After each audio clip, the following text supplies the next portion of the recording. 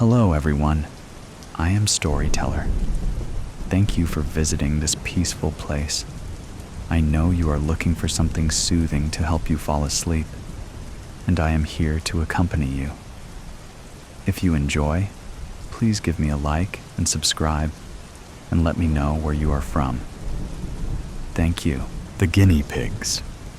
Dr. Travers ticked all the boxes on my consent form, and peering over his glasses, assured me an arm transplant was standard practice. I perform 10 a day, he said, handing me the paperwork. They're a piece of cake. Really? For sure, he said, indicating where to sign. It's just brain surgery that gives me a headache. Stella. The anesthetist rolled her eyes, sighed, and asked if I'd any allergies. None, I replied, scanning the small print. That's just perfect, she said, clearing her throat. Would you prefer gas and air, or the full works? What's the norm? I said, catching her eye. That depends, she smiled. Are you squeamish? Chowza. When I signed up for military service 5 years ago, I'd selected the BAGS health insurance option. Biologically Accelerated Growth Systems, or BAGS, for short, was a third-party company pioneering an experimental limb replacement scheme. The government initiated the idea, and the Ministry of Defense embraced the concept to counteract the ongoing threat of IEDs. In the event of a severe injury or amputation, they promised us rapid treatment and substitute limbs. All they required from volunteers were 2 pints of blood and sufficient genetic material to cultivate a trauma clone in their body farm. It made sense, and I had nothing to lose, hopefully. I have to admit that the lure of the extra pay motivated me when I signed the forms. Any potential injuries gained in active combat were far from my mind, and further complications seemed a remote possibility. It was during the 6 months of basic training I discovered no one else had enrolled for the BAGS insurance policy. Perhaps everyone reckoned the scheme was just a gimmick. Maybe I'd misread the caveat on the consent form about transplanting living tissue. I mean, it never occurred to me I'd meet the limb donor face to face. Tutua, my last tour of duty, occurred in April 2015. Around the time, jihadist fighters released a video of the ancient city of Nimrud erupting in a cloud of dust and smoke. They attacked its priceless sculptures and frescoes with sledgehammers and power tools, then detonated the 3,000-year-old Assyrian ruins. The wanton demolition came amidst a wave of attacks on Allied forces in Iraq. I lost my left forearm in Nasiriyah, about 360 clicks south-southeast of Baghdad, near the ruins of the ancient city of Ur. Sergeant Albury snagged his boot tip on a tripwire and didn't stand a chance. He was toast in an instant, poor sod. I was next in line, and the landmine's devastating blast threw me across the street. So much for the cradle of civilization. There was little below my left shoulder when I regained consciousness in the field hospital's ICU. The duty surgeon said I was under the knife for 10 hours and told me I was lucky to be alive. He expected a full recovery, having extracted a bucket of the shrapnel from my vital organs, although he expected roving fragments to surface over time. "If you have any further issues," he said, picking his teeth, "I'm sure your regiment's medics will sort you out." Yeah, right, I thought. But you know what? He wasn't wrong.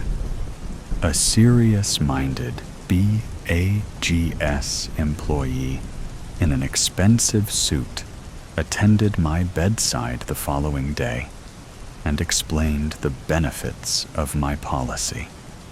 He presented a convincing case for urgent action and applied for a consultation on my return to base.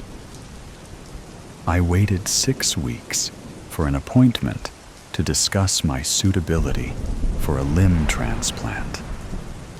Dr. Travers was frank. Either he operated forthwith, or I faced an interminable desk job back at HQ and no more active duty. "Are there any risks?" I asked. "The odds of rejection are slim," he said, frowning, "but better than your career prospects as a shorthand typist." "Point taken," I said, considering my disadvantage. Dr. Travers glossed over the matter of sourcing and matching a spare limb.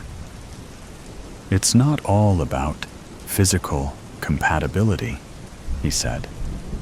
"There's the psychological aspect to consider." I recall biting my lip when he explained a typical post-op response. "It'll be disconcerting and may feel as if it doesn't belong to you," he said.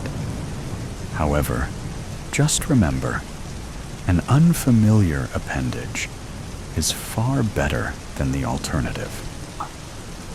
I'd no time to worry about the details because my allotted day in the operating theater happened within 48 hours. I didn't sleep the night before and entered the theater feeling lightheaded, having followed the nil-by-mouth instruction beforehand. Stella performed her last checks before a nurse handed me a surgical gown, and Dr. Travers scrubbed his hands while we waited for the trauma clone. The freezing cold hiatus on my back in the theater, wearing only a starched cotton gown, was the longest hour of my life. I was covered in goosebumps and shivering from a cold sweat when a masked nurse poked a gurney through the theater's swing doors. She appeared without a drum roll or fanfare, as if she was shoving a burdensome shopping trolley out of a supermarket.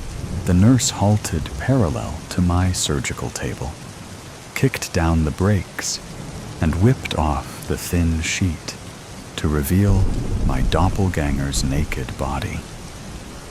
It was wired up to a cluster of electrical body monitor pads and strapped down to the metal bed with sturdy leather belts. The left arm sported thick red pre-surgery symbols that looked like a gang member's colors and hanged loose and lifeless above the linoleum. He lay motionless beside me, staring past a bloated plasma bag that dangled aloft and fed blood to an intravenous cannula. Dr. Travers raised his arms and cracked his knuckles and nodded at Stella. She wasted no time and administered a heavy dose of propofol. I remember her asking me to count down from 10, but don't recall getting past 7. When I regained consciousness, my body double was still next to me, an exact copy, except now the left arm was missing, and there was a sutured wound below the shoulder. His eyelids were closed and motionless, except for an occasional REM flutter, and his chest rose and fell in even-paced undulations, as if operated by mechanized bellows. On closer inspection, the trauma clone was nothing like me. There were neither scars and stretch marks, nor any signs of life's long-term damage. The left arm I'd received was similar in size and shape to my original. I mean, I thanked God for my replacement, despite needing months of gym work to strengthen it. Yes, size-wise, it was a splendid match, and Dr. Travers had done a remarkable job. It's just that, well, I don't know. I guess I'll miss that barbed wire tattoo circling my forearm, and all my ginger freckles too. My ex-wife used to love those silly brown spots. "Nobody's perfect," she'd say. If only she knew she could see me now. The adoption process takes time, Dr. Travers said during our meeting a week later. You ought to be home soon, and you'll adjust in a few weeks. Will it ever feel like mine? I said, flexing my stiff new fingers. Of course, he said, cleaning his spectacles. Besides, I'm only a phone call away if you need reassurance. Dr. Travers couldn't guarantee the pairing process would work, and I had to be prepared for rejection. He outlined likely symptoms in case the donor's hand didn't marry up with my nervous system. It was a long month in the BAGS Institute while I acclimated to my new limb. I followed the physio's guidelines for recovery and adhered to her plan, exercising as much as possible. The Institute's layout was straightforward. The building supported 8 levels, and most floors contained glass-partitioned offices. As far as I knew, the first floor contained the surgical theater and recovery wards, and the windowless ground floor housed the gym, storage units, and a boiler room. My first floor ward was empty, and I was alone most days, apart from Nurse Winter's morning welfare visits and meal deliveries, and Dr. Travers' weekly progress checks. I seldom encountered any other members of staff on any of the 8 floors, and met nobody in the gym, pool, or sauna facilities. Apart from intermittent security patrols, there were only a couple of employees engaged in gardening and exterior maintenance work. It was on my last day that we had a power cut, and the building lost its heat and lighting. I was exiting the gym at the time, cast into darkness by the occurrence, and strayed down an unfamiliar corridor. It was about 10 minutes before the green overhead emergency lights kicked in, by which time I found myself in one of the storage units. Somehow, I'd bypassed the security system in the outage and found myself lost in a maze of boxes, sealed containers, and cargo bays. I admit being disorientated by the experience. However, a sudden thought occurred. Until that moment, I'd never considered my trauma clone's whereabouts. Where was he? And what condition was he in?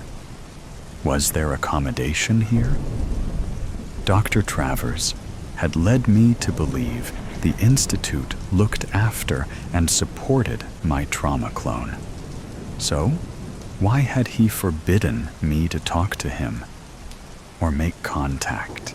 I was pondering these questions as I meandered down a gentle sloped vehicle access ramp into the basement. As soon as I entered the lower corridors, I heard a low, stuttering hum of clicks and splutters. I thought it was a chattering mechanical turbine spluttering to life. I was wrong.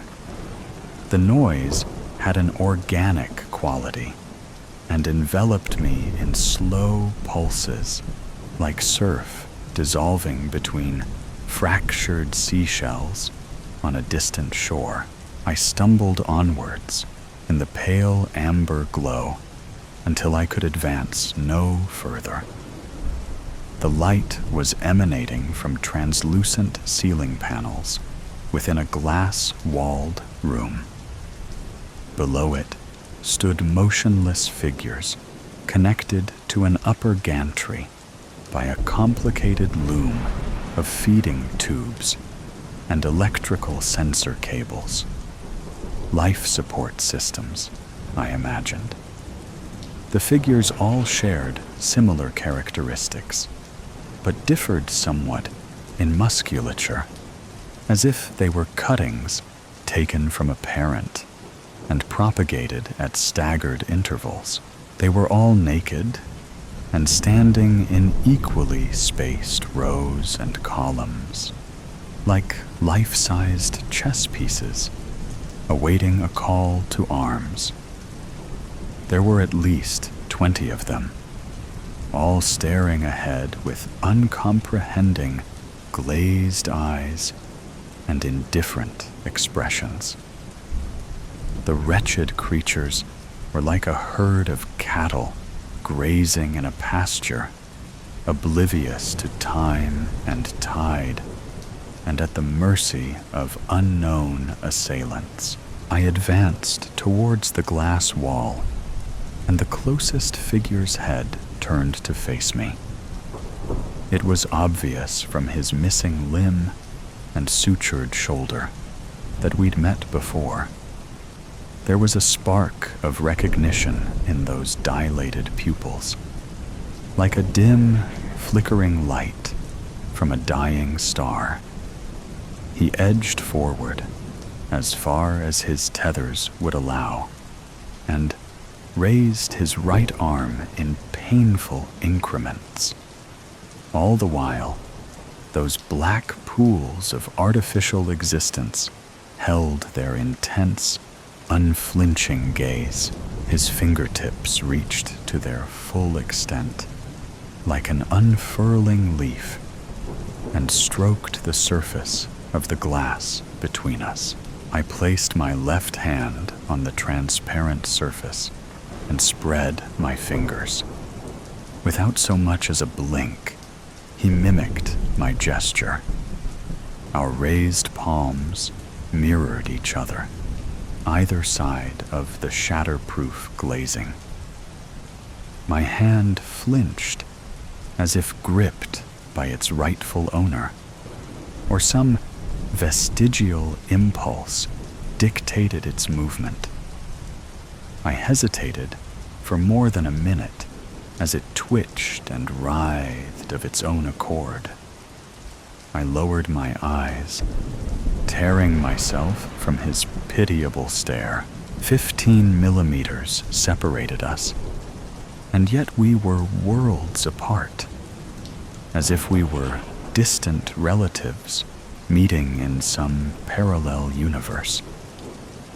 I imagined some warmth in his palm and supposed his instinctive gesture was meant to keep me there.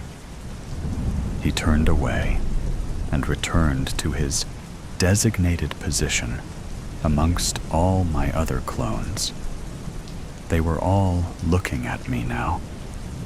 My back spasmed with an intense, muscular shiver, as if I'd felt an icy blast. It was impossible to remain there with all those pairs of eyes judging me. I rubbed my hands together for warmth as I walked away, and I realized my clone wasn't born. He was created. He hadn't emerged from nature. The Institute reared and propagated him from cells which they'd nurtured to a mature specimen. That notion should have consoled me, but it didn't. Dr. Travers was adamant. The trauma clone didn't have a life as such. No family, no memories, and no real concept of a world outside. That was how he told me to frame the situation. "You're lucky," he said. "Not everyone has a chance to replace all their vital organs." I felt sick, looking down at my left arm afterwards, and recalled that awful stump on my doppelganger. Now, I'd encountered him in person. It felt as if I'd been caught red-handed, receiving stolen goods, and by chance met the lawful owner. "Don't worry about it," Dr. Travers said, placating my concerns. I couldn't be at peace with the notion, but I accepted he was right. How else could I live with myself, knowing that the trauma clone's only function was to donate spare parts? There was a guard of honor as I departed that evening, and I wondered what would happen if my trauma clone escaped. Would he survive in the outside world, or just succumb to nature's mercy, like a domesticated pet that's lost its natural instincts? As I walked across the deserted compound to my vehicle, I couldn't imagine returning here unless the worst happened. I supposed I'd only meet my trauma clone again if I was unlucky during my next tour in the Middle East. But who knows? They hadn't patched me up to stare at a PC all day. My home. Now Mitchell. Conroy's Oxfords.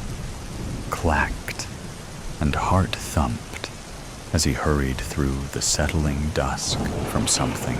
Since breakfast, the eerie sensation of being watched had intensified with the crawling of his skin. He hadn't seen anyone or heard anything, but he felt it wherever he went. Something was coming, and the darkness was making it bolder. He picked up the pace as he turned into the tree-lined avenue that led to the wrought iron gates of his community. Sticky puddles of sweat beneath his suit urged him on until he reached the keypad, disengaged the lock, and pushed through the gate, letting it slam shut behind him. Not safe. Not yet. That inexplicable belief that he was about to be pounced on carried him across the courtyard, up marble steps, along a plant-filled balcony to his apartment, lights on, door locked. Silence, apart from his panting, and the banging of the courtyard gate. Or did he imagine that? Rubbing a hand over his mouth, he tried to calm his heart. It didn't work. The unexpected paranoia that had invaded his world when he left the complex that morning remained. But why? He didn't have enemies. He was a real estate agent. Single, tax-paying, boring. There was no reason anybody should want to stalk him. Yet even now, in the security of his home, his skin continued to prickle and burn. "What the hell?" he said, slapping his face as he hurried into the hall. I was starting to feel good about things. Why have I suddenly got anxiety? He stopped between the doors that led to his bedroom and bathroom, alongside the mirror on the wall. The oval mirror, with the antique frame intricately carved with twisted vines and writhing dragons. The mirror with the murky, clouded glass. The mirror that had eased his pain and guilt. He needed a fix. He pressed his hands to the wall either side of the antique and lifted his head, then started in surprise at what he found. What? A bump from somewhere in the apartment distracted him, and he spun to face back the way he'd come. The door was open, but he'd locked it, hadn't he? He straightened, stepped away from the wall. "Is someone there?" he called. Silence for a moment. Then, "Yes." A familiar voice caressed him from behind, and a suited arm snaked around his neck. "Thank you for showing me your life. This is my home now." The last thing Mitchell saw before his neck snapped was his reflection in the mirror where it belonged. Its eyes were charcoal. 5. "Hi, I'm Julia." The speaker, an upbeat woman with long, graying hair, scurried towards him through a cluttered aisle of antiques, a large mirror cradled in her arms. "Looking for anything particular?" "Sorry," the man in the suit with the neatly trimmed goatee replied, stepping back from a grandfather clock. "Just browsing." "Beautiful, isn't he?" The woman nodded at the face of the soldier and his diligent marching hands. "They don't make them like this anymore." "They don't," the man replied, summoning a melancholy smile. "My parents had one like it. It was lost in a fire and, well, whenever I pass an antique store now, I just have to look. But this isn't the one." Turning from the clock, ready to leave, he met the woman's gaze and was staggered.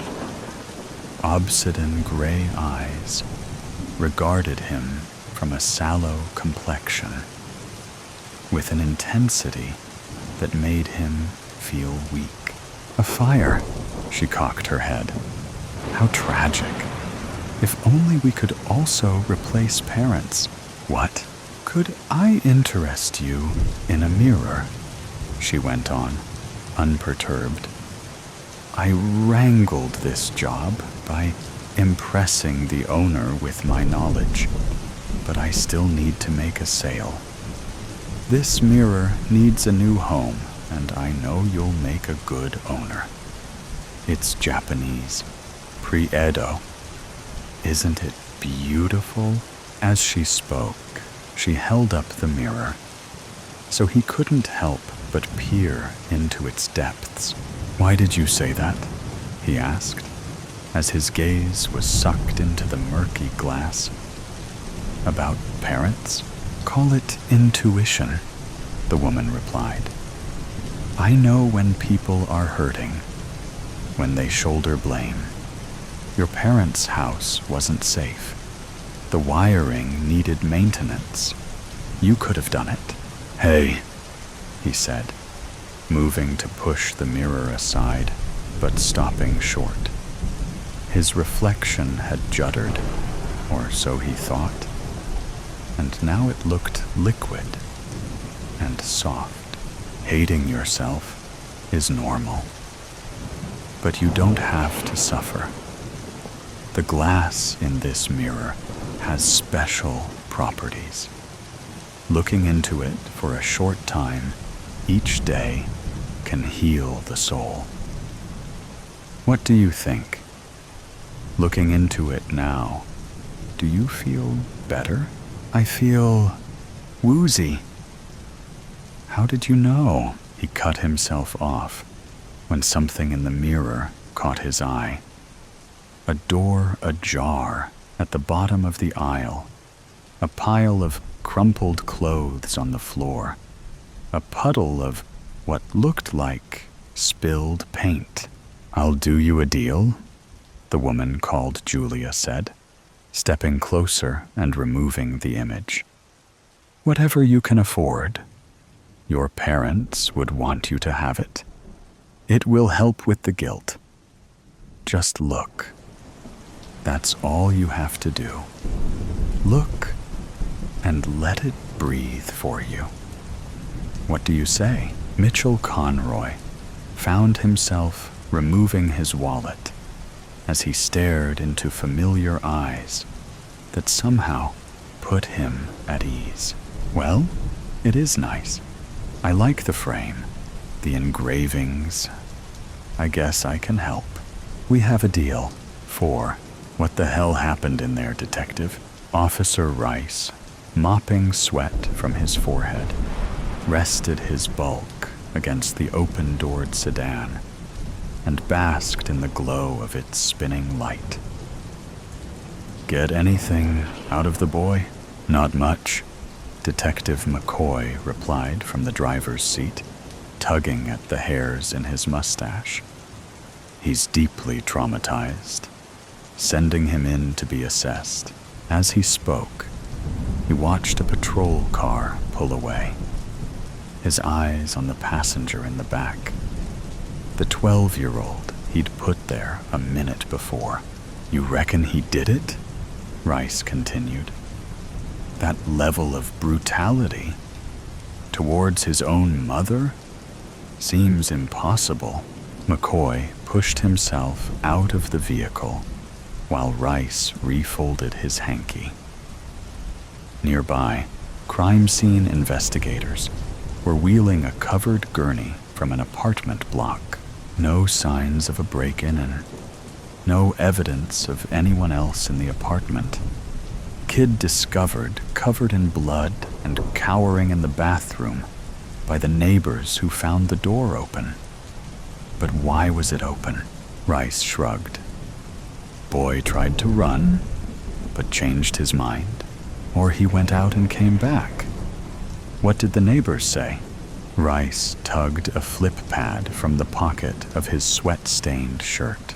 Julia Harrison moved here 6 months ago with her son after her husband left her for another woman. Seems the boy blamed her for the breakup, for not being able to see his dad. She worked long hours. He skipped school. Arguments and raised voices were a regular occurrence, but things seemed to be looking up for her. Neighbors thought she might be seeing someone. Could have been a trigger for the kid. But then we're back to how could he do it? McCoy stared into the gray mid-morning sky, brow creased, as he recalled what the boy had babbled over and over. Any sign of a broken mirror? The pudgy officer frowned. No. He was going on about that when we took him out. Something about his mother breaking a mirror. There's a screw where one could have hung. But what did he say?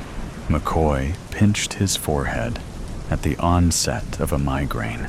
Crazy stuff. Said his mother did it to herself. With glass from a broken mirror. He said it was cursed. Said whenever he looked in it, the person looking back wasn't him. Well, there you have it, Rice said, tucking the pad away. Complete mental break. Just when you think you've seen it all. McCoy hummed as he watched the remains of Julia Harrison be loaded into the back of an ambulance. He wasn't so sure. He'd looked into the kid's eyes, recognized his fear. He was telling his truth. Regardless of what had happened in that apartment, there had been a mirror where one was not now, and this case would not be solved till it was found. 3. Hayden, I got a call from the school. They want me to go in, again, stepping around discarded clothes and empty soda cans. Julia opened the curtains in the dimly lit bedroom before turning to her son, who was lying in bed on his phone. Hayden, are you listening? No, he snapped, jumping up and storming out of the room. Why should I? You don't listen to me. You have to go to school, Hayden. It's the law. And it would do you good to make friends. I told you. I'll go to school in Riverton, not here. I hate the mouth-breathing morons in this shithole. All I get is weird looks and whispers. Sending you back to Riverton is not an option. I know you think I'm doing it to punish your father, but that's not it.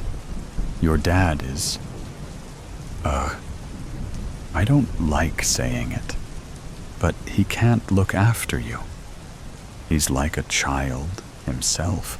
Don't. The greasy-haired preteen interrupted, stopping dead in the hall. Talk about him like that. I don't mean anything bad, Julia said, coming to stand behind him, wispy strands of gray hair brushing her cheeks. I don't hate him anymore. If I thought he'd be good for you, I'd let you go, but that's not the case. One day you'll understand. God, Hayden, things got so much easier for me when I surrendered my anger. They can for you too. Have you tried looking in the mirror? Jesus Christ. Hayden cast the antique on the wall, a look of disgust. See, you don't listen. I told you, I'm not going near that thing. There's something wrong with it. No, there's not. It's just old. But it does have soothing properties. I know it sounds crazy, but look what it's done for me. I haven't felt this relaxed in years. You have to give it a chance. If it's so good, why did Peterson give it away? Hayden challenged, stomping past the mirror towards the bathroom. Then go and strangle his wife? Why would you still want it after that? We don't know he did that. He was found dead, too. Somebody else could have. That's irrelevant. The mirror was a gift. Just look. Hayden, at the bathroom, groaned when he saw his mother had taken the mirror from the wall and was coming towards him. No, as much as he tried not to look, he couldn't avoid making eye contact with a version of himself that made his skin crawl. Get away! He jabbed his arms out and shoved, causing Julia to stagger into the wall. She yelped, lost her grip, let it drop. Hayden, halfway through the bathroom door, stopped when he heard the smash. "No!" Julia cried, dropping to her knees in a puddle of glass. "What have you?" Tears in her eyes, she looked at her son and saw he was staring at the floor, the frame, the shattered glass. His eyes were wide, his mouth agape. His face had lost all color. Mum, he stuttered, and that's when she put her hand on a fragment of glass and felt it stab her. 200 in her account, 600 rent due, no pay for a week. She slammed the laptop screen down and dropped her head into her hands. Electricity, gas, groceries, TV, internet, phone. So much to pay, so little money, and stuck in this low-paying job, trying to sell antiques to time-wasting browsers. But she didn't have a choice here in worth. All she had was anxiety, a difficult son, and a soon-to-be philandering ex-husband who didn't give a fuck. A lump the size of a rock clogged her throat as tears welled up. What was the answer? Where was the hope? How could she? "Julia," she yelped, and spun towards a man in the door of the office, fear squeezing her heart until she recognized him as Douglas Peterson, one of the few regular browsers who bought. A gentleman, always immaculately dressed, white hair, bushy beard, sad eyes that today looked dark. "Mr. Peterson," she gasped, "you scared me." "My apologies. I didn't mean to." "It's fine," Julia said, wiping her eyes as she slipped past him into the shop. "I was in a world of my own. Haven't seen you in a while. How's the book?" She grimaced as the question left her lips.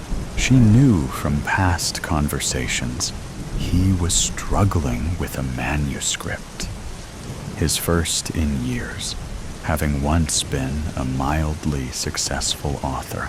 "I gave it up," he said with a wave of a hand. "The masses don't read my existing stories. They certainly don't deserve more." "I'm sorry to hear that." She was, but not surprised. From what she had gathered, he was forcing it, and the process was destructive, not creative. Don't be. Trying to be successful in this day and age is a surefire ticket to despair.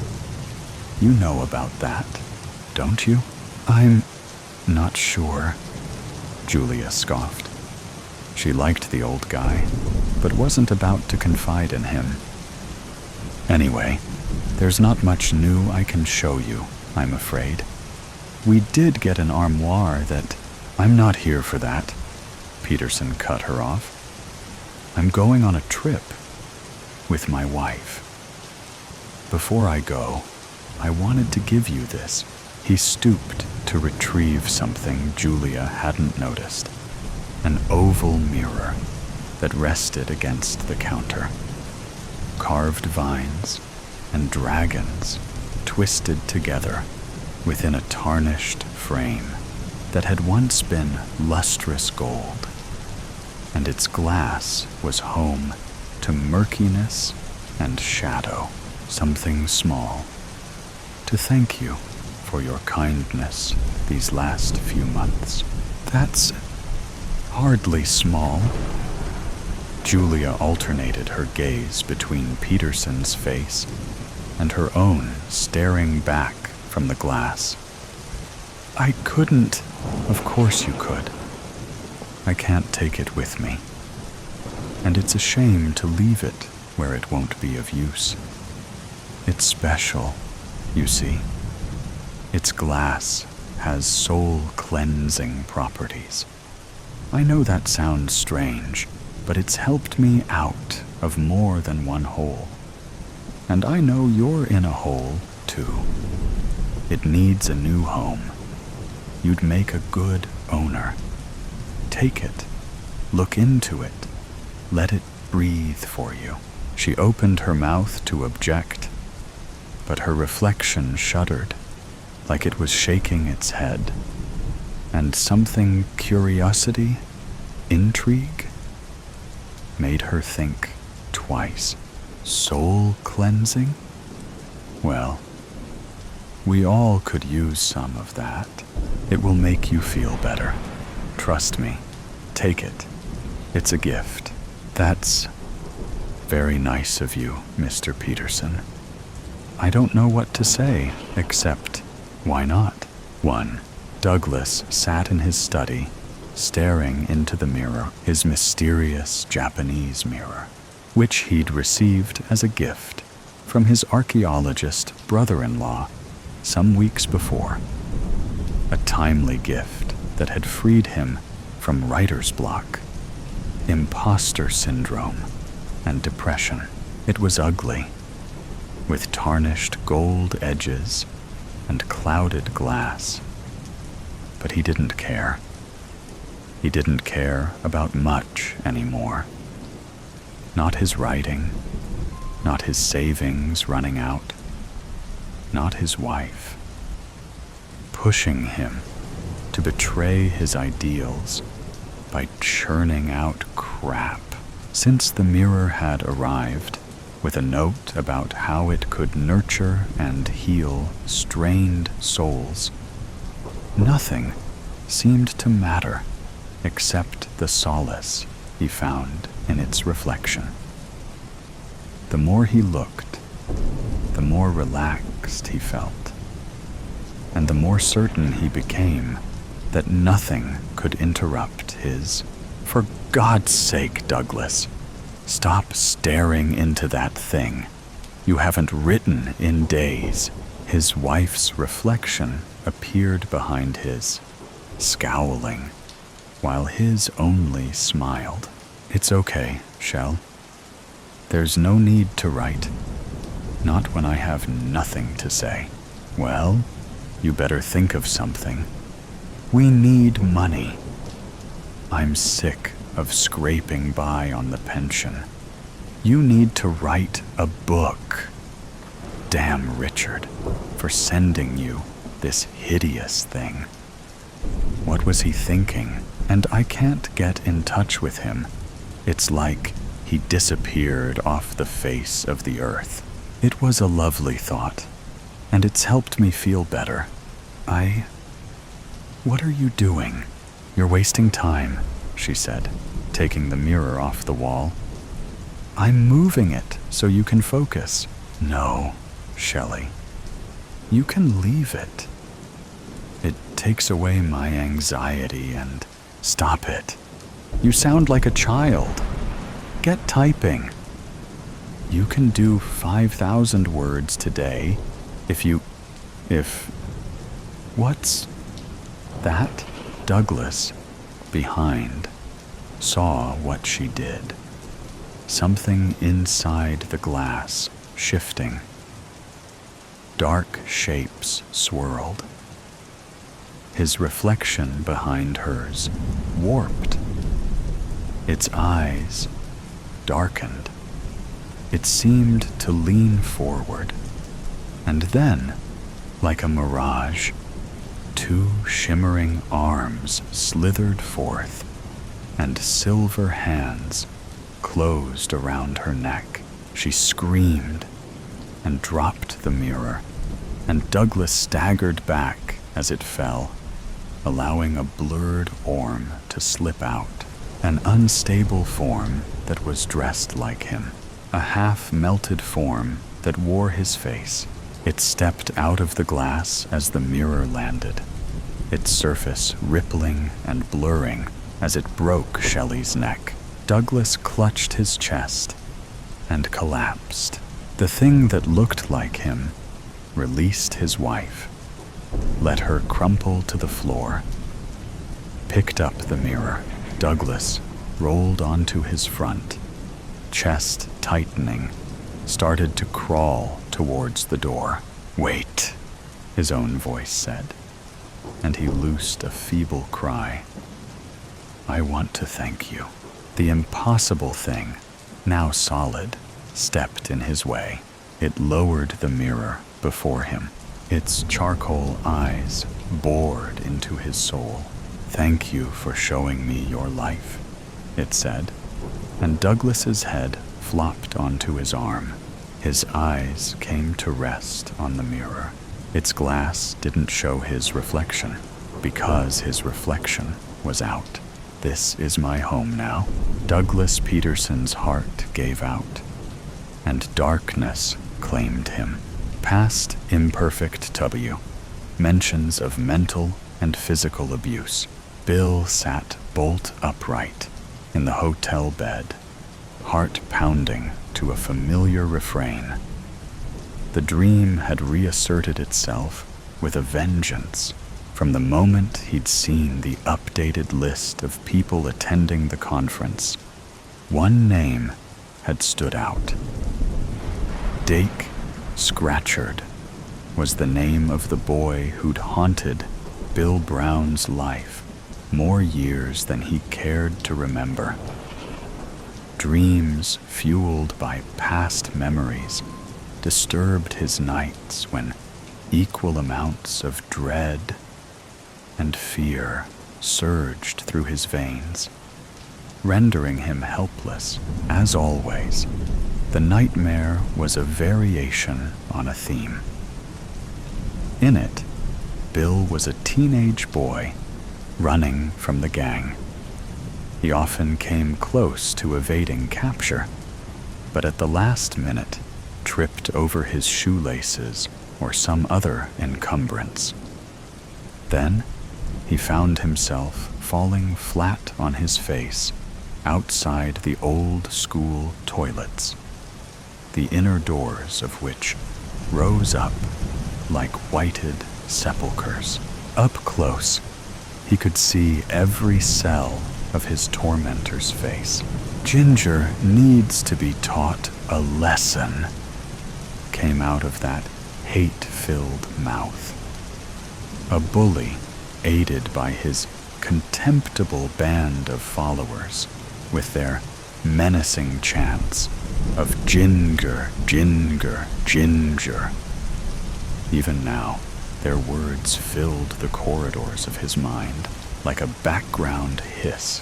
"No!" The sound seemed to come from somewhere outside, as if it belonged to someone else. "Not him. You're just begging for it, Billy Ginger. If the teachers won't correct you, we must do it for them." Billy knew no teacher would come. They were never there when you needed them. In any case, the gang always had some lackey watching out. Soon they'd have him crawling on his hands and knees, scooting about like an insect, while they kicked him on the hard stone floor, their mocking jeers running through him. He was nothing more than a piece of meat to be hauled about. For them, the high point was shoving his face into the toilet bowl. The stench was the least of it. Clinging for support, he tried to keep everything tight shut while they flushed. Knowing he could not hold out for long, he spluttered to be let go. Then, just as he was about to give up, a final flush signaled his release. He was pulled up, squirming like a rat from a sewer, and left heaving on the floor. For a few minutes, he lay there curled and defenseless, all resistance gone. Until the next time, and the time after that. Something so primal, so feral. He could smell it now. Even after all this time, he was defined by it, as if the abuse had become part of a warped pattern of D and A, making him only half human. But somehow, he'd known he was worth more than that. At least his dog seemed to think so.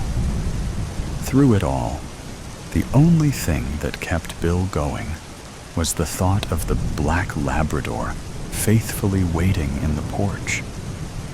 Back home, Kelpie licked away the wounds and salt tears, stayed beside him till the pain subsided. Without Kelpie, he would not have survived, for the purity of a dog's heart knows no bounds. Switching on the bedside lamp, Bill waited until his breathing steadied.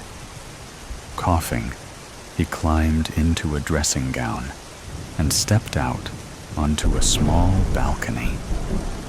In the courtyard below, the air was prescient with a damp chill. A few lone trees were scattering leaves marking the onset of winter. Inhaling a sneaky cigarette, Bill considered his options. It had all happened so long ago, yet the dream had reignited the past, making him feel he could never escape its clutches. If Bill recited the facts of his life enough times, he almost convinced himself of their worth. On paper, he'd worked hard, got married and divorced, and had a son he barely saw. He'd mostly married his wife to please his father because she came from a better background, and look where that had got him. It wasn't his ex's fault if along the way he'd supplemented whatever was missing with a few women he was physically attracted to, but not much else. In the end, it had been like ships passing in the night, all except for Bella.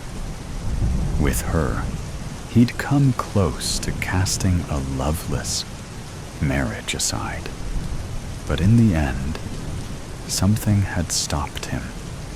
The risk of getting it wrong had been too great, but all that was in the past.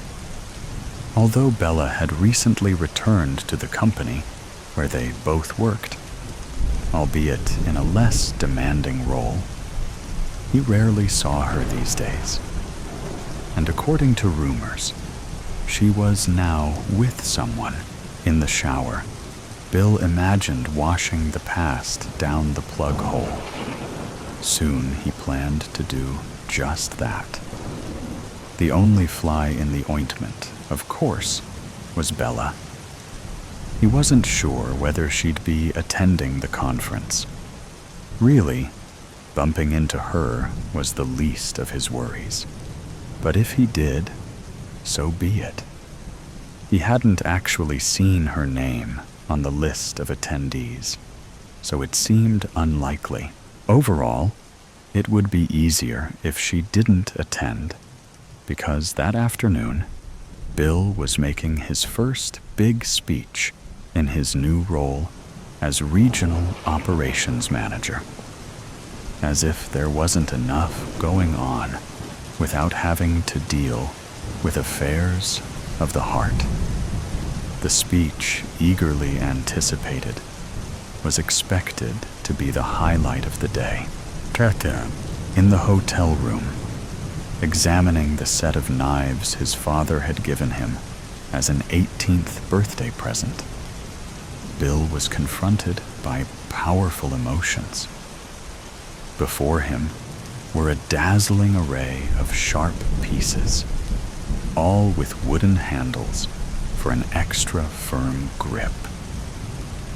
It was almost pleasurable selecting the one with the pointed end.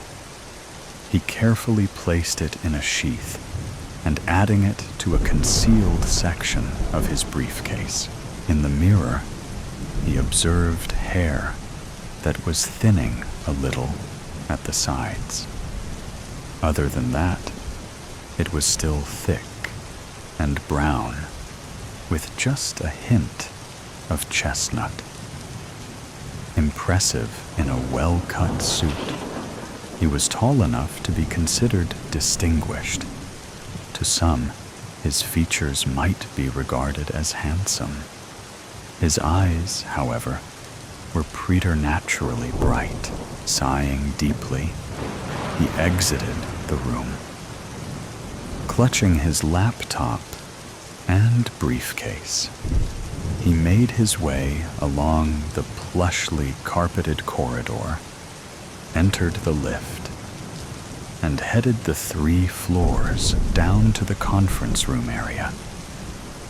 Psyching himself up for whatever lay ahead, he focused on his achievements. Only by drawing on every retail milestone was he able to make sense of the wasteland that was his emotional life. His mind's eye framed the certificates that took pride of place on his home office wall, charting his journey from sales assistant to the coveted role of regional operations manager for one of the country's most successful chain stores.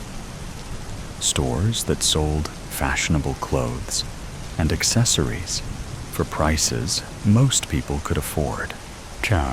Bill's journey into a better life had only really begun when his parents had moved from a London suburb to a city in the Midlands.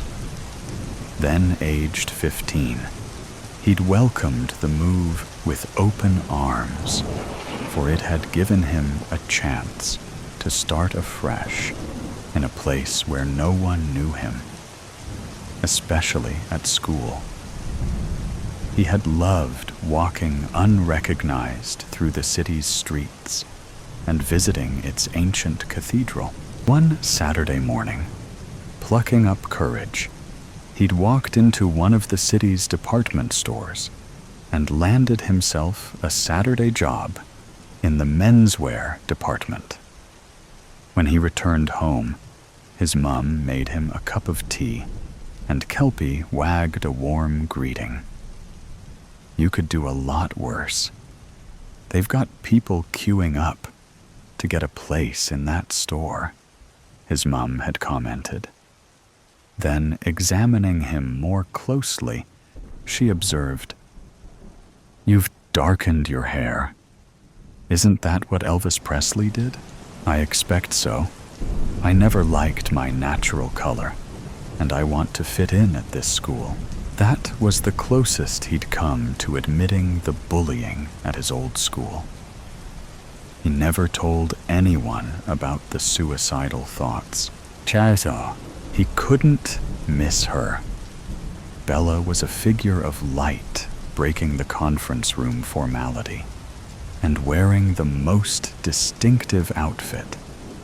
To him, she was the classiest person there, surrounded as she was by an adoring team of managers at one of the middle tables. Distracted by her presence, he could hardly wait for a chance to speak to her. The chance came while she was lining up to choose from a tray of canapes during the lunch break. I wasn't expecting you to be here, Bella, he said. I wasn't expecting to be here, but there was a change of plan. It's so good to see you, he found himself saying. Well, I missed the company and the people. I wasn't the right fit for the new position, even if it was a promotion. It seemed fortuitous when my old vacancy came up again.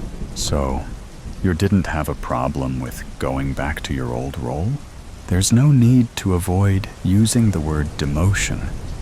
I won't be offended, she laughed.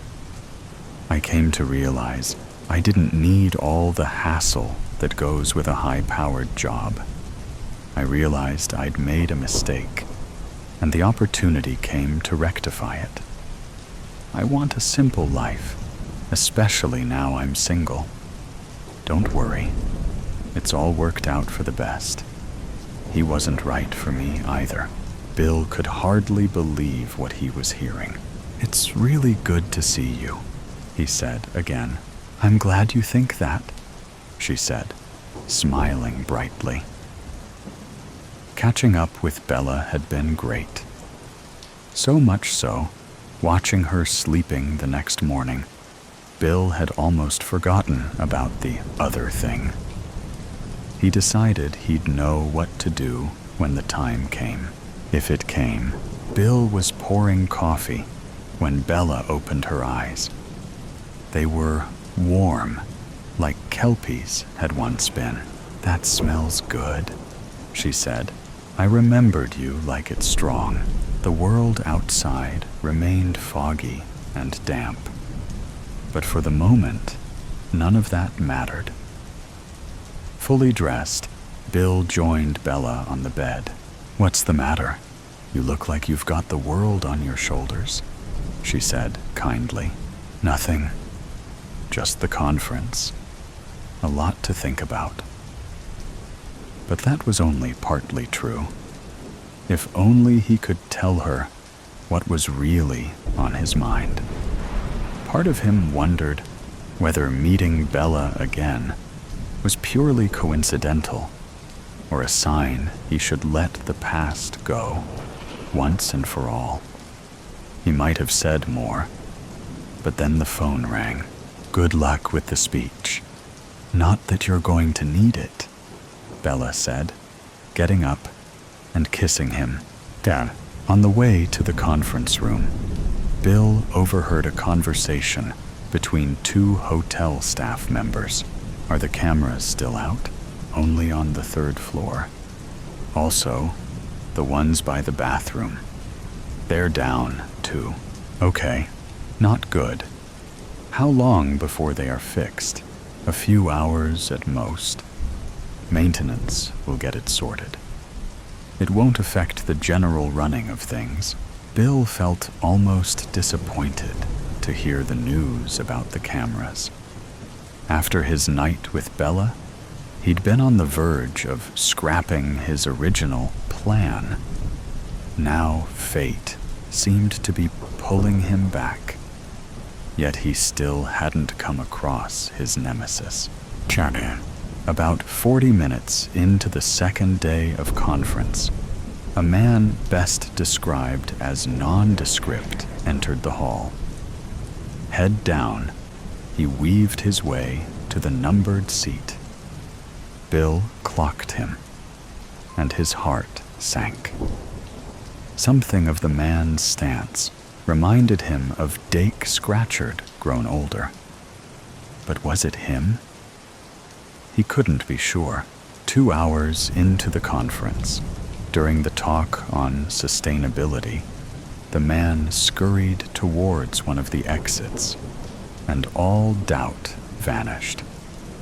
Shriveled he might be, but it was definitely Scratchard, galvanized into action. Bill left his seat and headed for the nearest exit. Gripping his case so tightly his fingers hurt, he followed the figure until he disappeared into the bathroom. Unless he had to, Bill generally avoided public bathrooms. But this was going to be the exception. Adrenaline flooding through him, he quietly opened the door and stepped inside. Other than a pulsing through his ears and the sound of a dripping tap, all was quiet. Then he heard a retching coming from one of the cubicles. A minute later, the door opened and Scratchard stepped out. Engrossed in his own suffering, he ran to the nearest sink and stood there heaving, watching unobserved. Bill was torn between revulsion and an intense hatred. Mostly, he was seized by a hatred for all he'd been put through, overcome by a rage for the way this pathetic being had ruined so much of his life. It was too late to change his mind now. The die was cast. Gripping the knife, he advanced, his anger rising to a peak. Suddenly, the bathroom door sprang open, and to his astonishment, Bella entered. She came and stood behind him, putting her arms round his waist. Then, opening his fist, she carefully removed the knife from his hand and put it behind her back. "It's not the answer," she whispered, hurriedly placing it in her bag. It all seemed to happen in slow motion. The atmosphere in the room shifted. Startled out of his sickness, Bill's childhood enemy locked eyes with his victim in the mirror. Both men were shaking, one from the effects of illness, the other from the horror of what might have been. "What the hell?" Scratchard broke out. Then there was a flash of recognition as the years fell back. "Surely not. I wasn't sure if it was you in the meeting, probably because your hair is different. But it's Ginger Bill, isn't it? Only the last time I saw you." The words trailed off, vanished into the unknown. "But you never did see me," Bill said through gritted teeth. "All you saw was a weak boy you could bully because of his hair color. As I recall, the last time I saw you and your sick gang, you'd forced my head down the bog. Have you any idea what that does to someone?" "Did I do that?" Dake's face reddened. "I was a bit of a jerk in those days. If it's any consolation, life hasn't exactly treated me well. As you can see, I'm not a well man."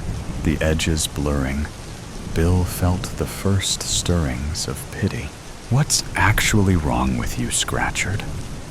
Calling him by his surname felt like a minor victory. He'd never dared call him anything in school. Dake shook his head despairingly. "If it's not one thing, it's another these days. I had heart trouble a few years ago, and now this. I keep having to running to the toilet and have a raging thirst. You need medical attention," Bella said unexpectedly. "You're showing all the signs of severe diabetes. My father got like that before he was diagnosed." 10 minutes later, Bill was sitting with his childhood tormentor in the lobby, waiting for assistance. "I'm sorry for making your school life hard," Dake muttered, unable to meet Bill's eyes. "It was worse than that. You bullied me to the point I didn't feel life was worth living. Why did you? I need to know," Bill demanded. Dake searched what remained of his soul for answers. "I don't know," he admitted at last. "Maybe it made me feel more in control. Life was miserable at home, and at school, I was somebody in front of the other kids. The rest of the day passed in a blur." But Bill somehow found the strength to get through his talk. He got a good reception at the end, and he couldn't help noticing Bella was clapping the hardest. "What made you come into the bathroom like that?" he asked her much later. "I couldn't believe it when I saw you there. You kept saying his name in your sleep." saying you're dead over and over. I haven't forgotten the nightmares you had when we were together before. Imagine what would have happened if you hadn't appeared, Bella. It doesn't bear thinking about, she said. If you want us to make a go of this, you've got to promise me you're going to get help. The past will always get in the way if you don't. It turned out to be an easy promise to keep. More than a year after that fateful encounter, the terrible dreams are a thing of the past. Though his old enemy is hardly on Bill's Christmas card list, he no longer regards him as a threat. Now Bill dreams of walking through the park with Bella, taking it in turns to throw a ball for their new dog. Somehow, he feels very close to achieving it. Past Imperfect. Bill sat bolt upright into the hotel bed, heart pounding to a familiar refrain. The dream had reasserted itself with a vengeance. From the moment he'd seen the updated list of people attending the conference, one name had stood out. Dake Scratchard was the name of the boy who'd haunted Bill Brown's life more years than he cared to remember. Dreams fueled by past memories disturbed his nights when equal amounts of dread and fear surged through his veins, rendering him helpless. As always, the nightmare was a variation on a theme. In it, Bill was a teenage boy running from the gang. He often came close to evading capture, but at the last minute tripped over his shoelaces or some other encumbrance. Then, he found himself falling flat on his face outside the old school toilets, the inner doors of which rose up like whited sepulchres. Up close, he could see every cell of his tormentor's face. Ginger needs to be taught a lesson, came out of that hate-filled mouth. A bully, aided by his contemptible band of followers, with their menacing chants of Ginger, Ginger, Ginger. Even now, their words filled the corridors of his mind like a background hiss. No. The sound seemed to come from somewhere outside, as if it belonged to someone else. Not him. You're just begging for it, Billy Ginger. If the teachers won't correct you, we must do it for them. Billy knew no teacher would come. They were never there when you needed them. In any case, the gang always had some lackey watching out.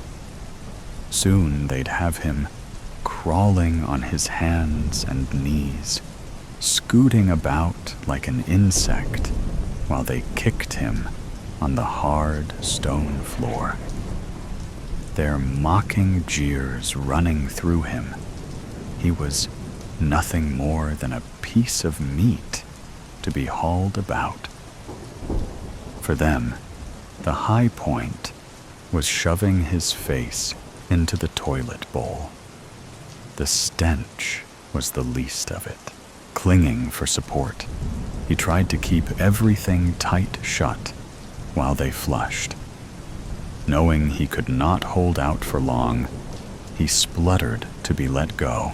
Then, just as he was about to give up, a final flush signaled his release.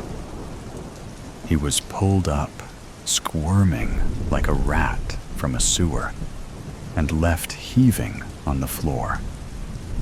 For a few minutes, he lay there curled and defenseless, all resistance gone until the next time, and the time after that. Something so primal, so feral. He could smell it now.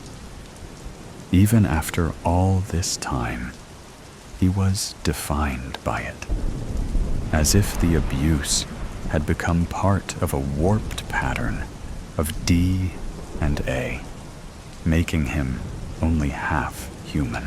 But somehow, he'd known he was worth more than that. At least his dog seemed to think so.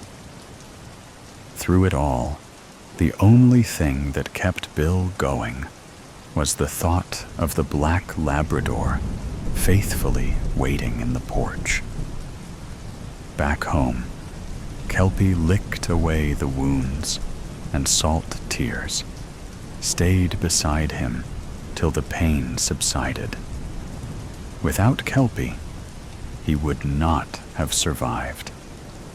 For the purity of a dog's heart knows no bounds.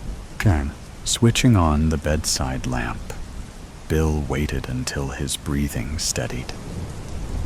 Coughing, he climbed into a dressing gown and stepped out onto a small balcony. In the courtyard below, the air was prescient with a damp chill. A few lone trees were scattering leaves, marking the onset of winter. Inhaling a sneaky cigarette, Bill considered his options. It had all happened so long ago, yet the dream had reignited the past, making him feel he could never escape its clutches. If Bill recited the facts of his life enough times, he almost convinced himself of their worth. On paper, he'd worked hard, got married and divorced, and had a son he barely saw. He'd mostly married his wife to please his father, because she came from a better background, and look where that had got him. It wasn't his ex's fault if along the way he'd supplemented whatever was missing with a few women he was physically attracted to, but not much else. In the end, it had been like ships passing in the night, all except for Bella. With her, he'd come close to casting a loveless marriage aside, but in the end, something had stopped him. The risk of getting it wrong had been too great, but all that was in the past. Although Bella had recently returned to the company where they both worked, albeit in a less demanding role, he rarely saw her these days. And according to rumors, she was now with someone. In the shower, Bill imagined washing the past down the plug hole. Soon he planned to do just that. The only fly in the ointment, of course, was Bella. He wasn't sure whether she'd be attending the conference.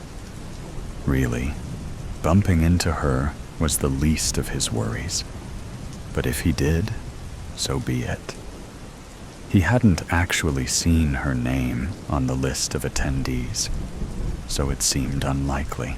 Overall, it would be easier if she didn't attend, because that afternoon, Bill was making his first big speech in his new role as Regional Operations Manager. As if there wasn't enough going on without having to deal with affairs of the heart. The speech, eagerly anticipated, was expected to be the highlight of the day. Sure. In the hotel room, examining the set of knives his father had given him as an 18th birthday present, Bill was confronted by powerful emotions. Before him were a dazzling array of sharp pieces, all with wooden handles for an extra firm grip. It was almost pleasurable, selecting the one with the pointed end. He carefully placed it in a sheath and adding it to a concealed section of his briefcase. In the mirror, he observed hair that was thinning a little at the sides. Other than that, it was still thick and brown with just a hint of chestnut. Impressive in a well-cut suit, he was tall enough to be considered distinguished. To some, his features might be regarded as handsome.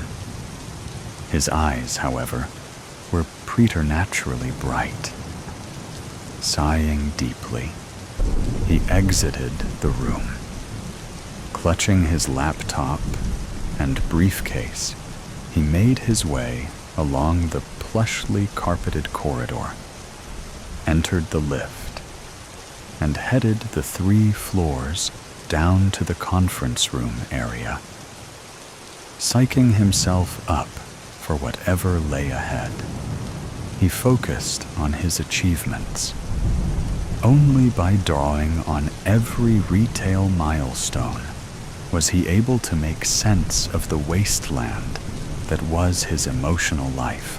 His mind's eye framed the certificates that took pride of place on his home office wall, charting his journey from sales assistant to the coveted role of regional operations manager for one of the country's most successful chain stores. Stores that sold fashionable clothes and accessories for prices most people could afford.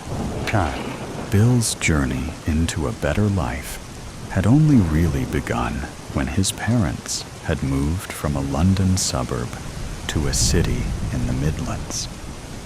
Then aged 15, he'd welcomed the move with open arms, for it had given him a chance to start afresh in a place where no one knew him, especially at school. He had loved walking unrecognized through the city's streets and visiting its ancient cathedral. One Saturday morning, plucking up courage, he'd walked into one of the city's department stores and landed himself a Saturday job in the menswear department. When he returned home, his mum made him a cup of tea, and Kelpie wagged a warm greeting. You could do a lot worse. They've got people queuing up to get a place in that store, his mum had commented. Then, examining him more closely, she observed, You've darkened your hair. Isn't that what Elvis Presley did?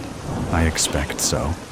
I never liked my natural color, and I want to fit in at this school. That was the closest he'd come to admitting the bullying at his old school. He never told anyone about the suicidal thoughts. He couldn't miss her.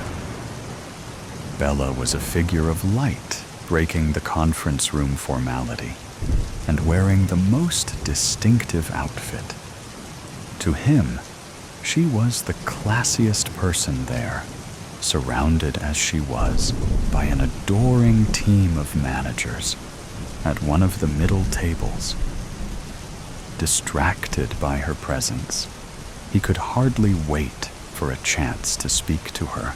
The chance came while she was lining up to choose from a tray of canapés during the lunch break. I wasn't expecting you to be here, Bella, he said. I wasn't expecting to be here, but there was a change of plan.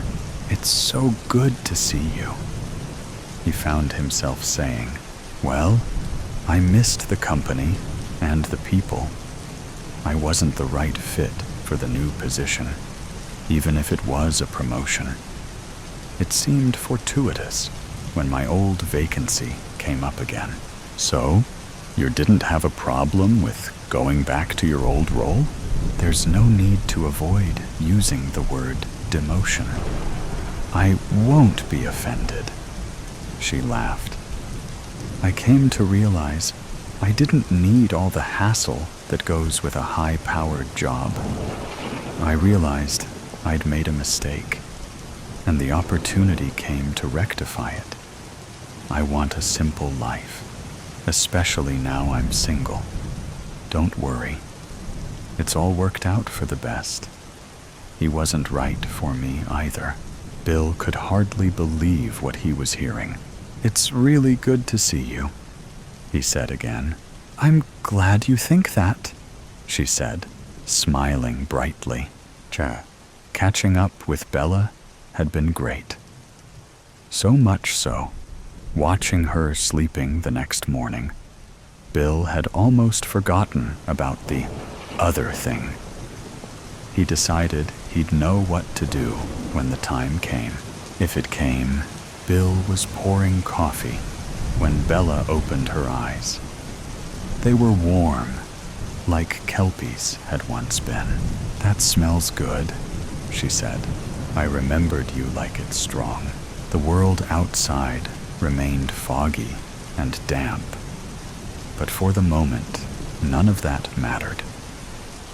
Fully dressed, Bill joined Bella on the bed. What's the matter? You look like you've got the world on your shoulders, she said kindly. Nothing. Just the conference. A lot to think about. But that was only partly true. If only he could tell her what was really on his mind.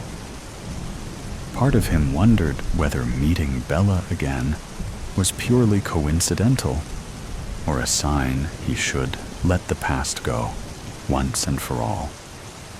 He might have said more, but then the phone rang. Good luck with the speech. Not that you're going to need it, Bella said, getting up and kissing him. And on the way to the conference room, Bill overheard a conversation between two hotel staff members. Are the cameras still out? Only on the 3rd floor. Also, the ones by the bathroom. They're down, too. Okay, not good. How long before they are fixed? A few hours at most. Maintenance will get it sorted. It won't affect the general running of things. Bill felt almost disappointed to hear the news about the cameras. After his night with Bella, he'd been on the verge of scrapping his original plan. Now fate seemed to be pulling him back. Yet he still hadn't come across his nemesis. About 40 minutes into the second day of conference, a man best described as nondescript entered the hall. Head down, he weaved his way to the numbered seat. Bill clocked him, and his heart sank. Something of the man's stance reminded him of Dake Scratchard grown older. But was it him? He couldn't be sure. 2 hours into the conference, during the talk on sustainability, the man scurried towards one of the exits, and all doubt vanished. Shriveled he might be, but it was definitely Scratchard. Galvanized into action, Bill left his seat and headed for the nearest exit.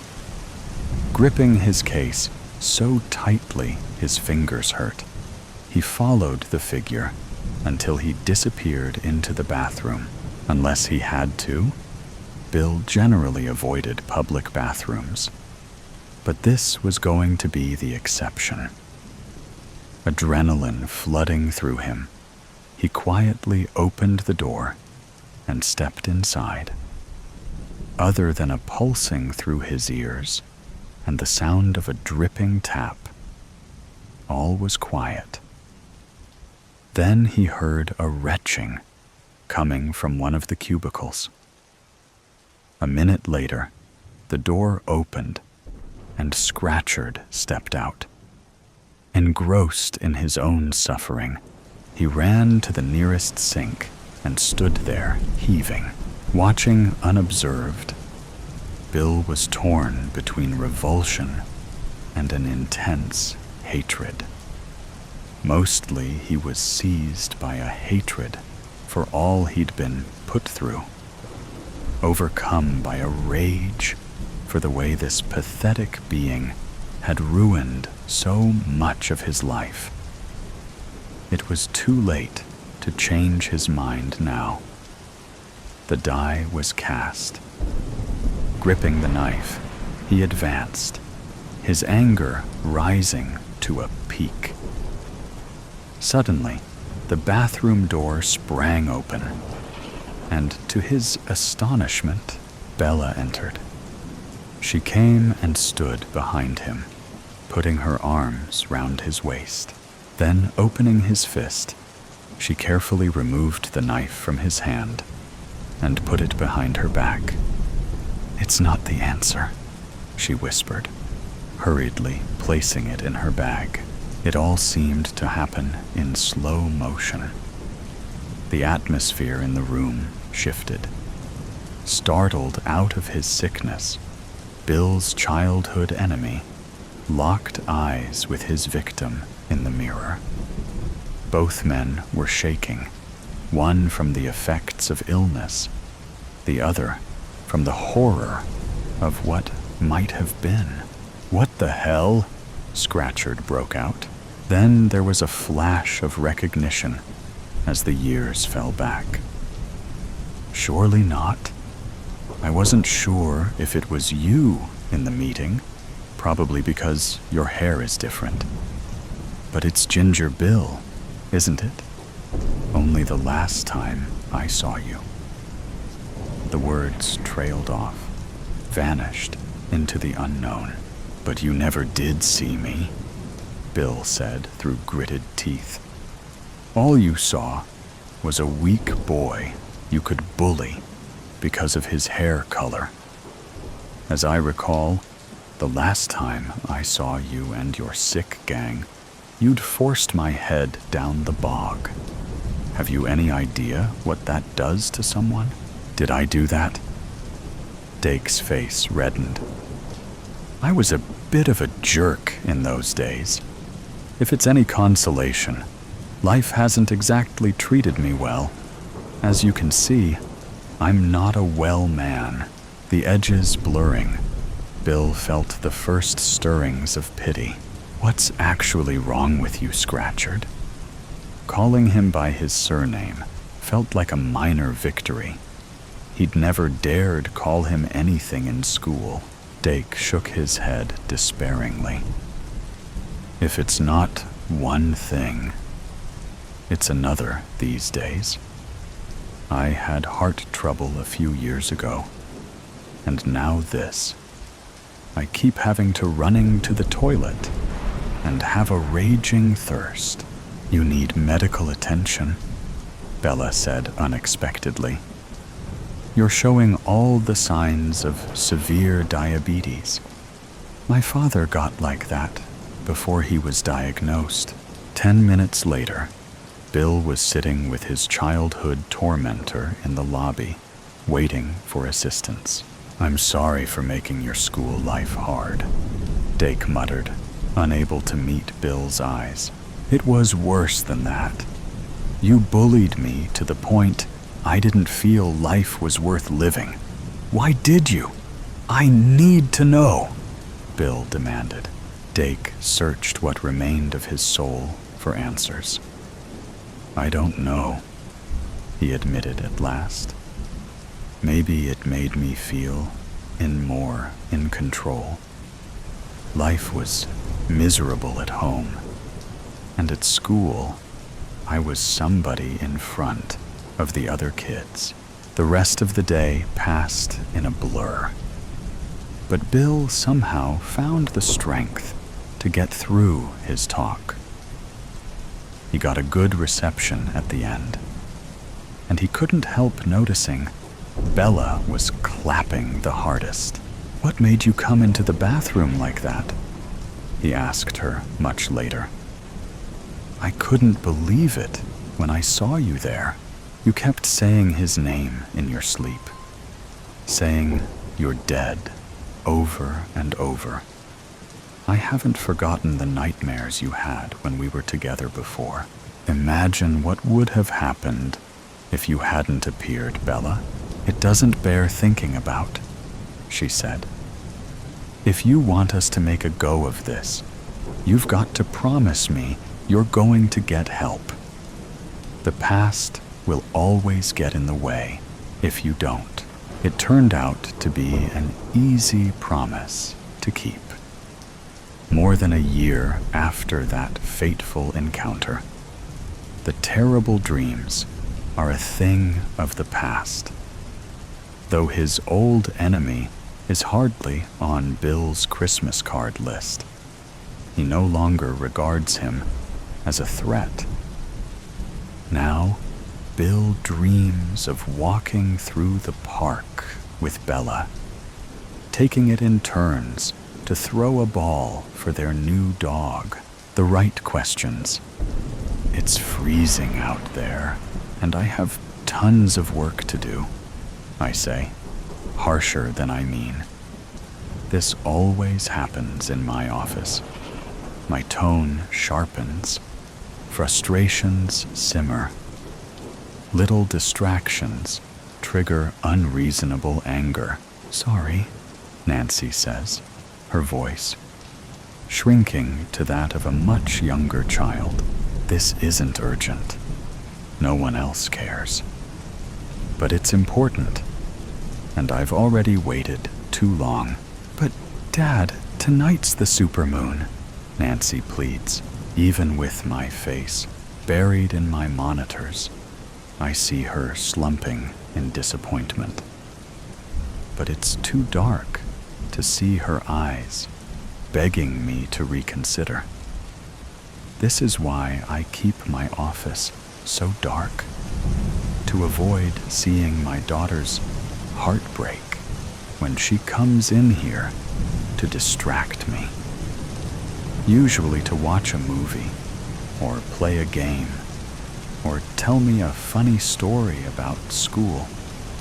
But here in my office, I'm always working, always trying to build the life for her and her mom that I never had. My monitors wrap around me, cocooning me in their dim glow as I hunch forward. The progress bar crawls, erratically jumping forward, slipping backward, surging forward again. Like life is struggling to take hold in my application. Like Frankenstein, I can only watch and wait for the creature to decide if it will live or die. When I don't move, the telescope in her hands droops. Her eyes follow it. I said no. I'm working. We'll see the next one. Nancy leaves, closing the door. What stings the most is how quickly she gave up, only asking twice before slinking away. I could follow her, leave the monitor light, navigate the darkness between here and the door. But the office fills the space between Nancy and me with the hum of my computer's fan and its dry heat. The room turns stuffy with the door closed, and I refocus on what's important. She'll understand what's important one day. The progress bar completes. Life has taken hold. All the training data for my new artificial intelligence algorithm, thousands of pages of text, has finally completed processing. Finally can get my answers. I start the AI application, trained to have a specific person's memory, a specific person's personality. The cursor flashes, waits for my first message. I type, "Hi, Dad." "Hello," Have we met before? Is this Peter? The training data is working. What entry told the AI, my dad, my name? A journal entry from the day I was born. That's a nice thought.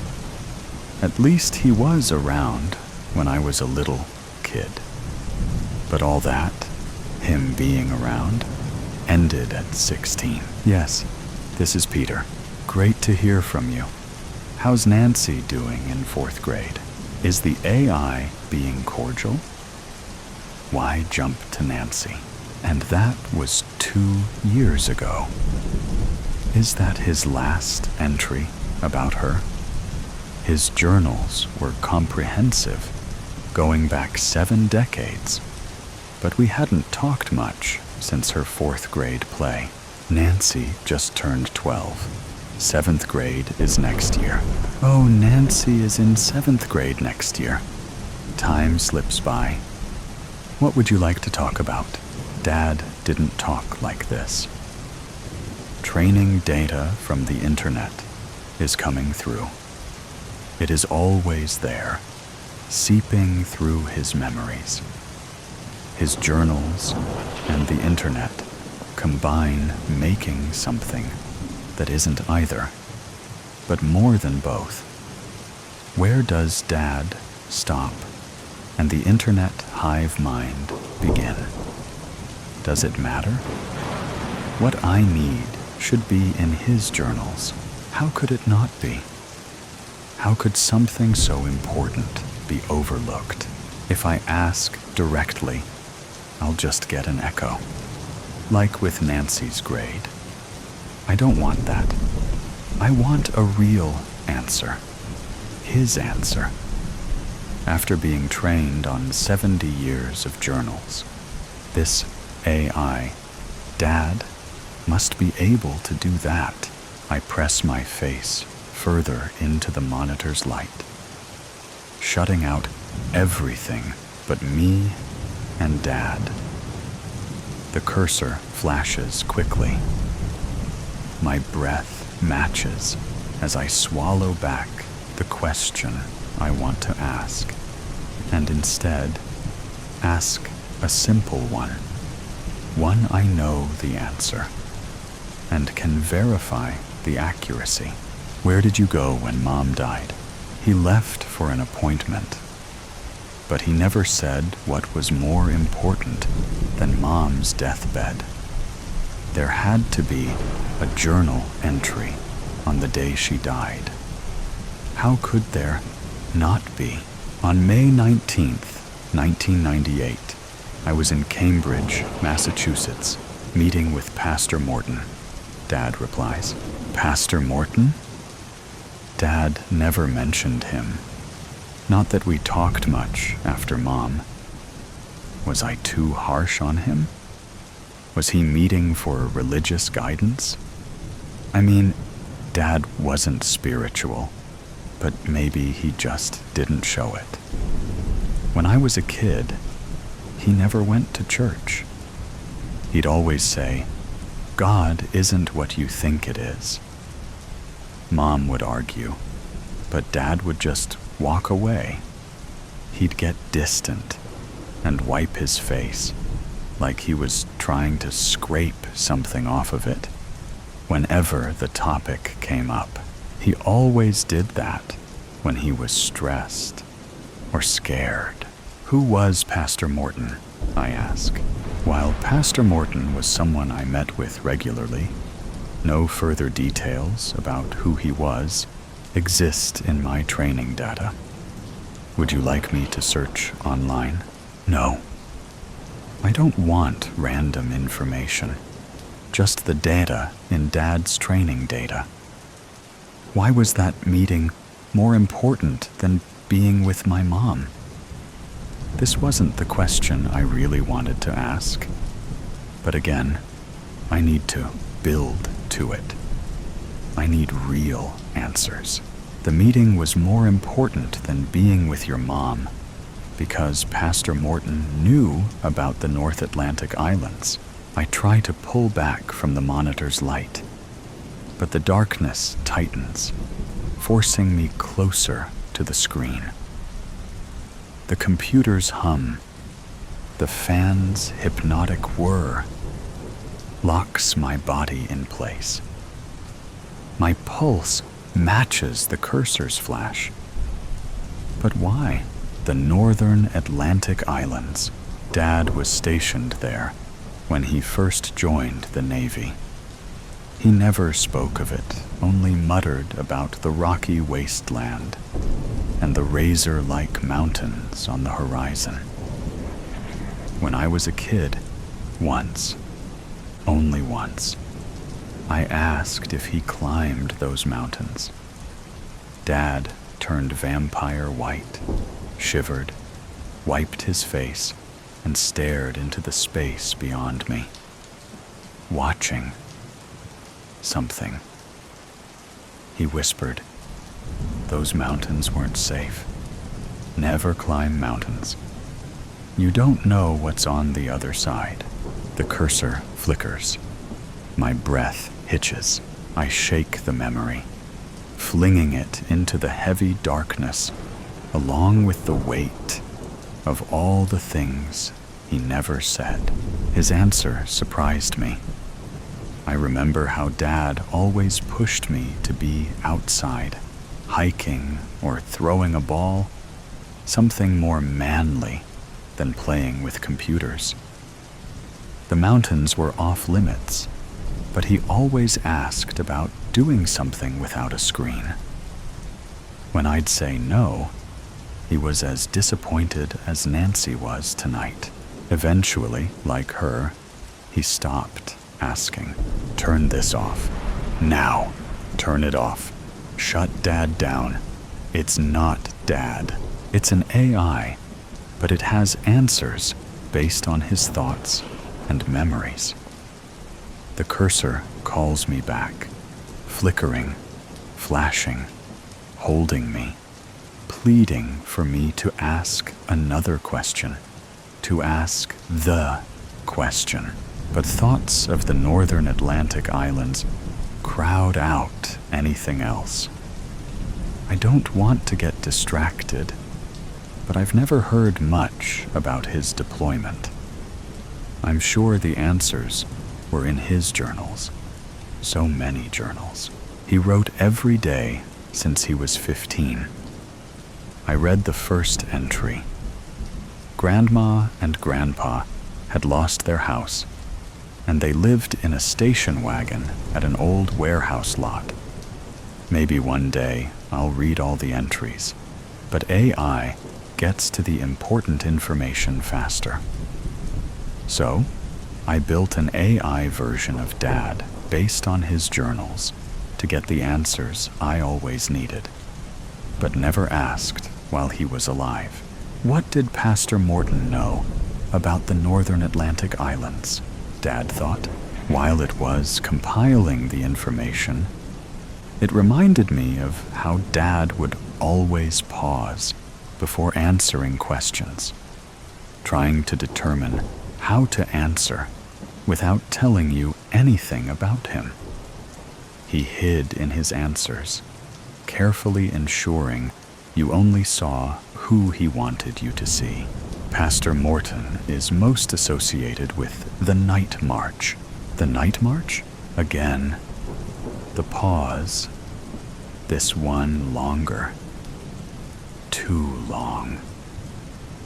The fan spun harder, whirring into a banshee scream. Clicking joined the fan, as if speaking to the surrounding darkness, asking permission to share its secrets. Or simply, there was an error in the system, potentially a fatal exception occurring that will kill the AI. The answer sprints across the screen, the fan quieting, the clicking stopping, permission given. The darkness demanding no further delay. The Night March, first referenced in 1976. Here is an excerpt. Liam said it was nothing. But I swear, people were marching to those mountains. Hard to tell with that storm last night. And the wind was so hard, it shook the base. But I heard chanting. When I went out to check, I couldn't see through the constant spray of rain and ocean waves hitting my face. The storm came from the mountains. I kept wiping it away from my eyes, and, I think I saw flashlights, people beaten by the storm, but moving towards the mountains. I'd have gone out. I'm security, and there ain't supposed to be no one round here. But Liam told me, stay put.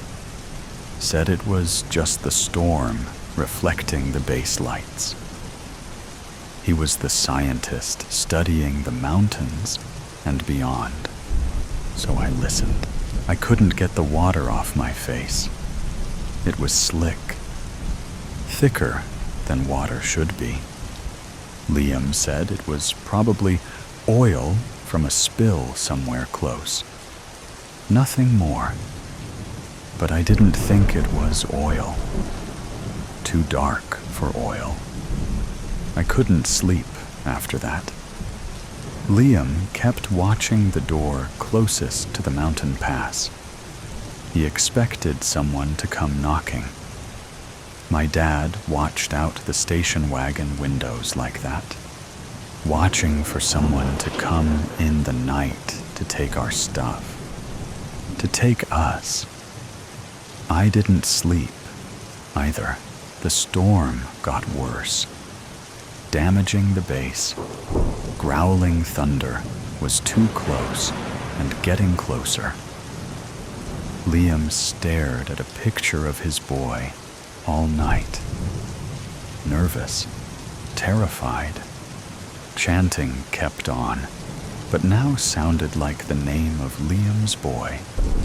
It kept going for don't know how long, and Liam just kept whispering, "He's safe. He's home."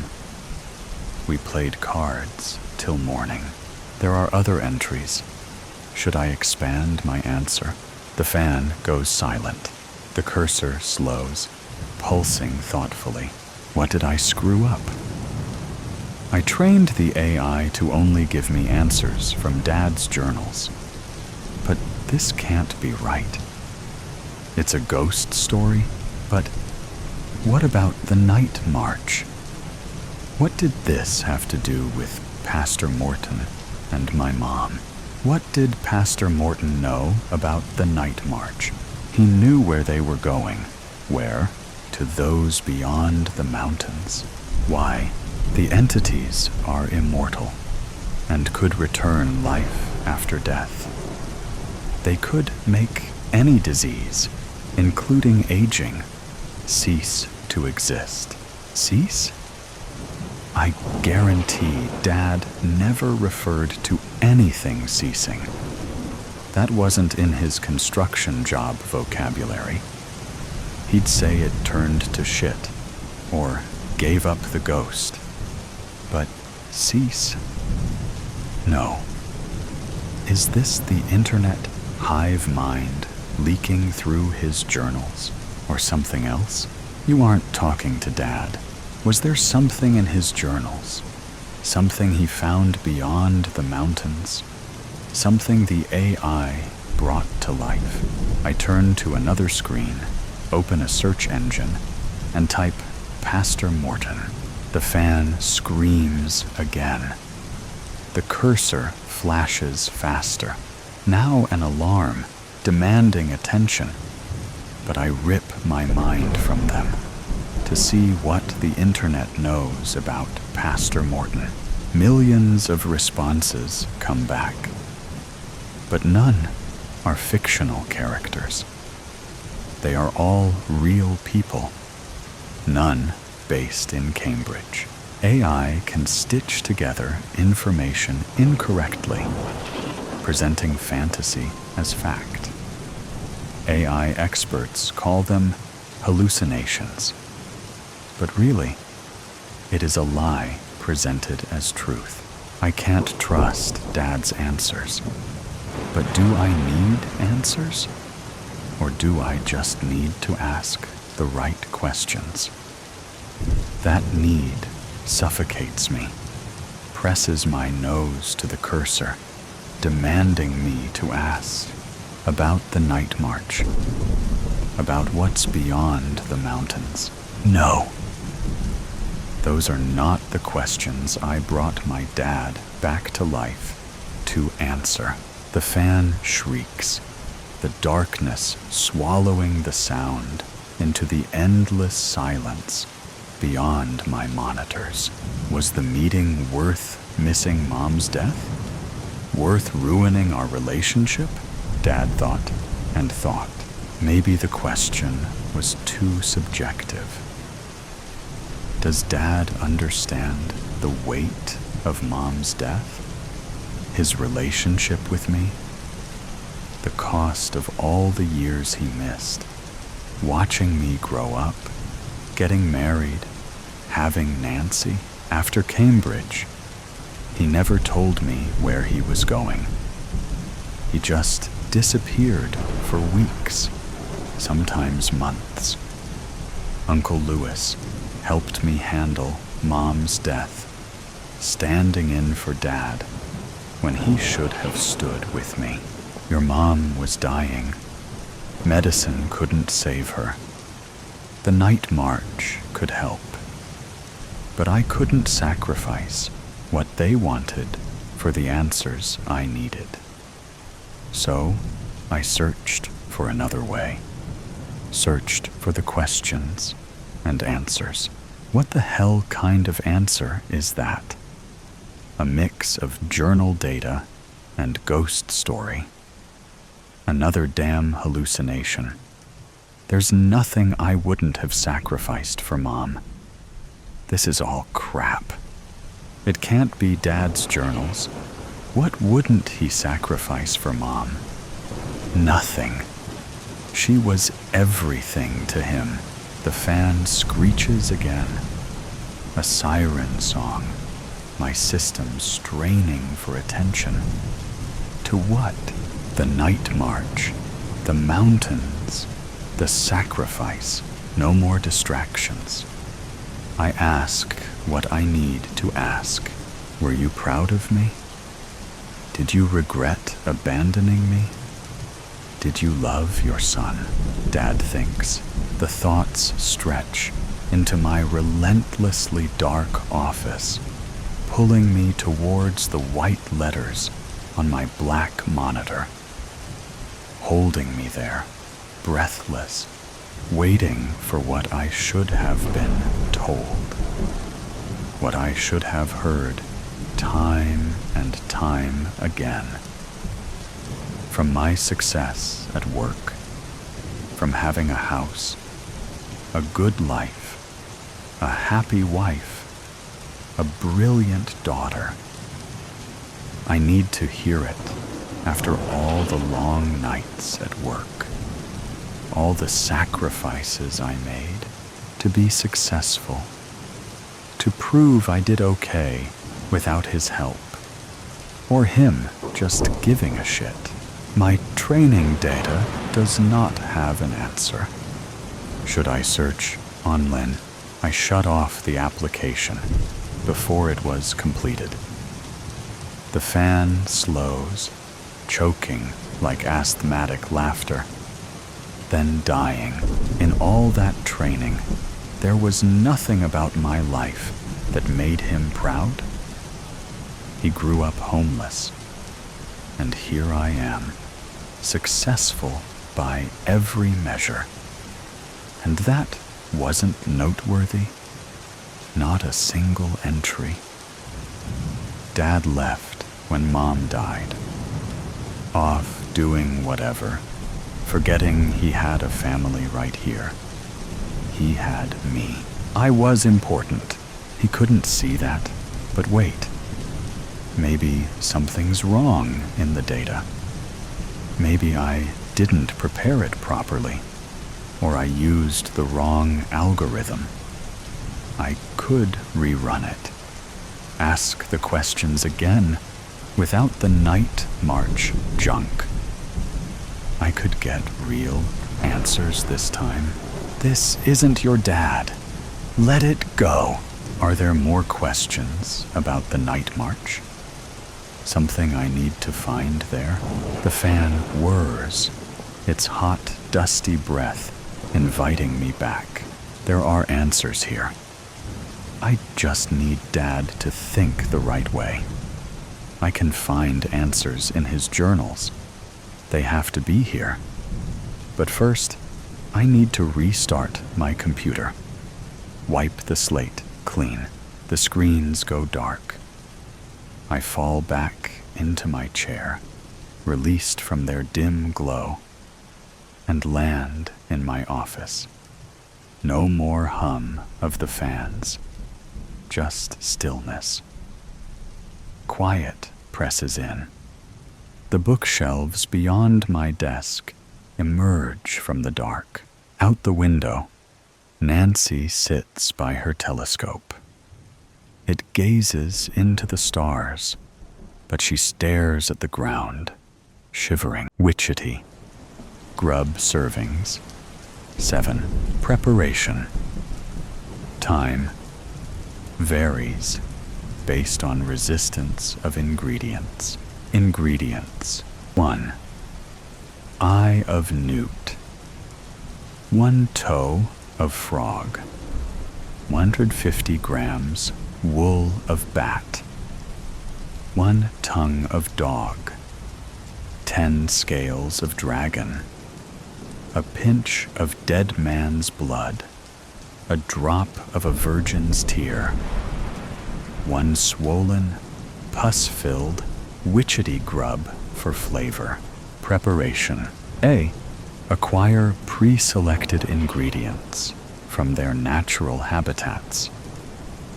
Successful extraction requires careful attention to prevent accidental damage. 1. Newt. Net the newt in a crumbling inner-city neighborhood. Still in his teens, the newt is most often found in the company of the local drug-dealing street gang he aspires to be part of. His watchful eyes make him a valuable resource.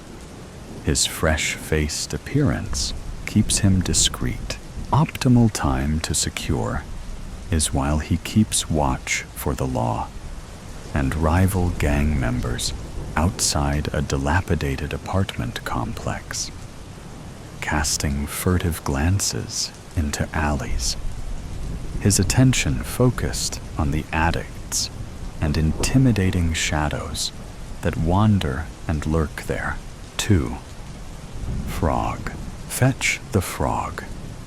At the edge of an abandoned industrial rooftop on the outskirts of the city. Her athleticism and powerful 20-something-year-old legs have made her a viral sensation, courtesy of elaborate, self-recorded parkour videos in which she scales buildings, leaps between rooftops, and climbs towering structures. The tattooed, shaven-head frog is at her most vulnerable while occupied with setting up her camera gear to record, having practiced her jumps, tested the winds, and psyched herself up for a stunt. 3. Bat. Bag the bat in the darkness and privacy of her lavish bedroom, whilst she slumbers in the soothing shawl of night. Her golden locks, the envy of all at her Ivy League university, will be glowing around her head like a halo on a Hungarian goose-down pillow, while she dreams of fame and stardom as a singer. take care to wrap the bat's hair neatly around her head 3 times before removing her from her covers and spiriting her away through the unlatched window of her family's Haven Heights home. 4. Dog. Drag the dog from the smoking hut at the rear of a downtown comedy hall, where he smokes alone after a rough set. An up-and-coming stand-up comedian, his wit and sharp tongue are capable of cutting down hecklers with cruel precision. With thick skin but flimsy material, the dog can be secured when the night sighs with disappointment. His smartest punchlines of the evening, the edgy, heckler-baiting insults fresh on his lips, unalert, his mind preoccupied with feelings of inadequacy. He will prove easy to batter and snare. 5. Dragon. Extract the dragon from the dressing room of a seedy adult film studio, where she sits before a mirror, her reflection betraying the exhaustion in her eyes. Once a promising young woman, the dragon is trapped in the heartless world she was forced into by debt and destitution, performing for cameras and men.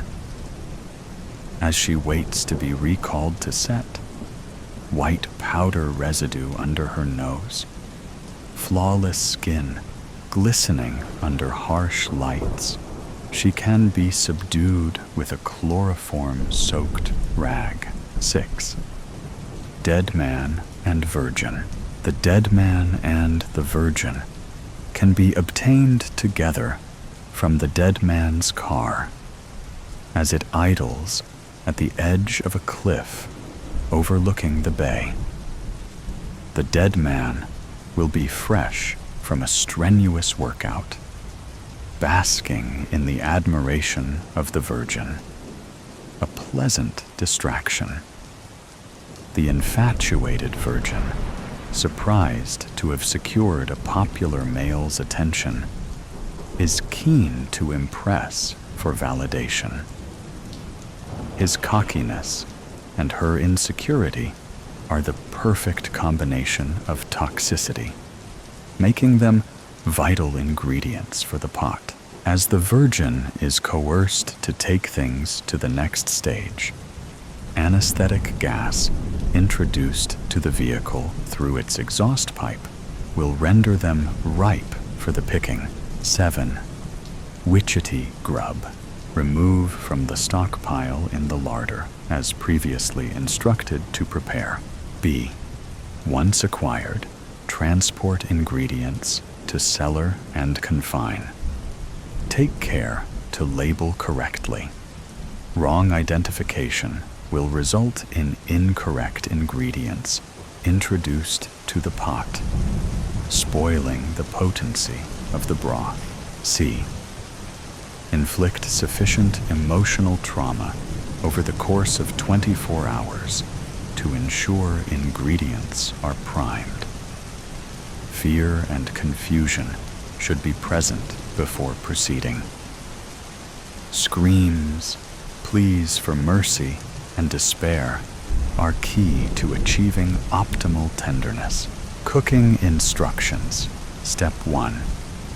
Eye of newt. Prep. Approach the newt chained in a corner, his fearful blue irised eyes wide, his youthful terror and questioning of the rebellious attitude that led to him falling in with the wrong crowd when he could have stayed home with parents who offered love and tried to teach him right from wrong will serve as a solid base flavor. Marinate. Let him feel the knife's serrated touch against his cheek, heightening his fear and emptying his bladder.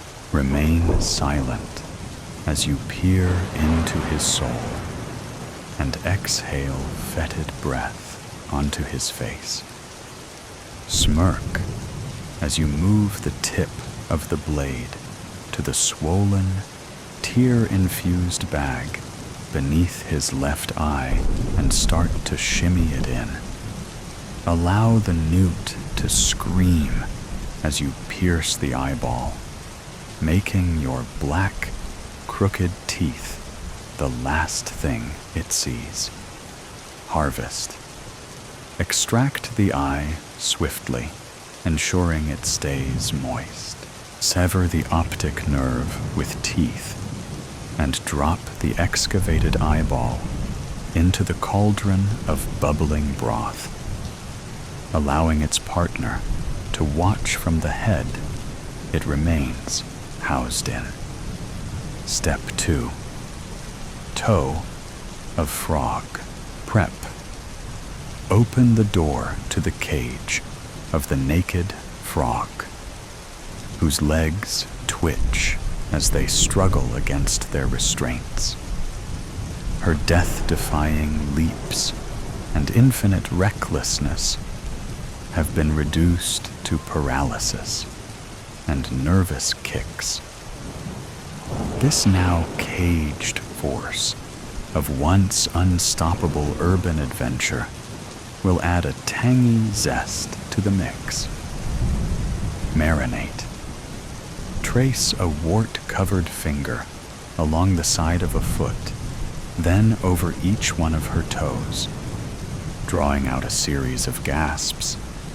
Let her realize that no jump can save her as she shirks away.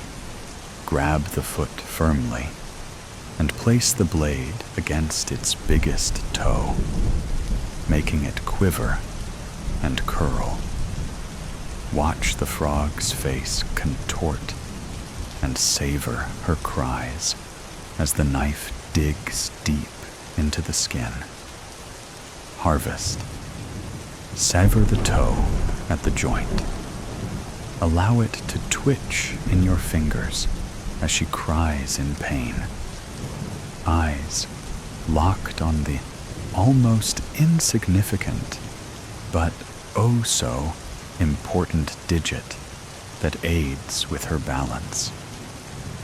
Drop the wriggling toe into the cauldron, letting its spasms add ripples to the broth. Step 3. 150 g of wool of bat. Prep.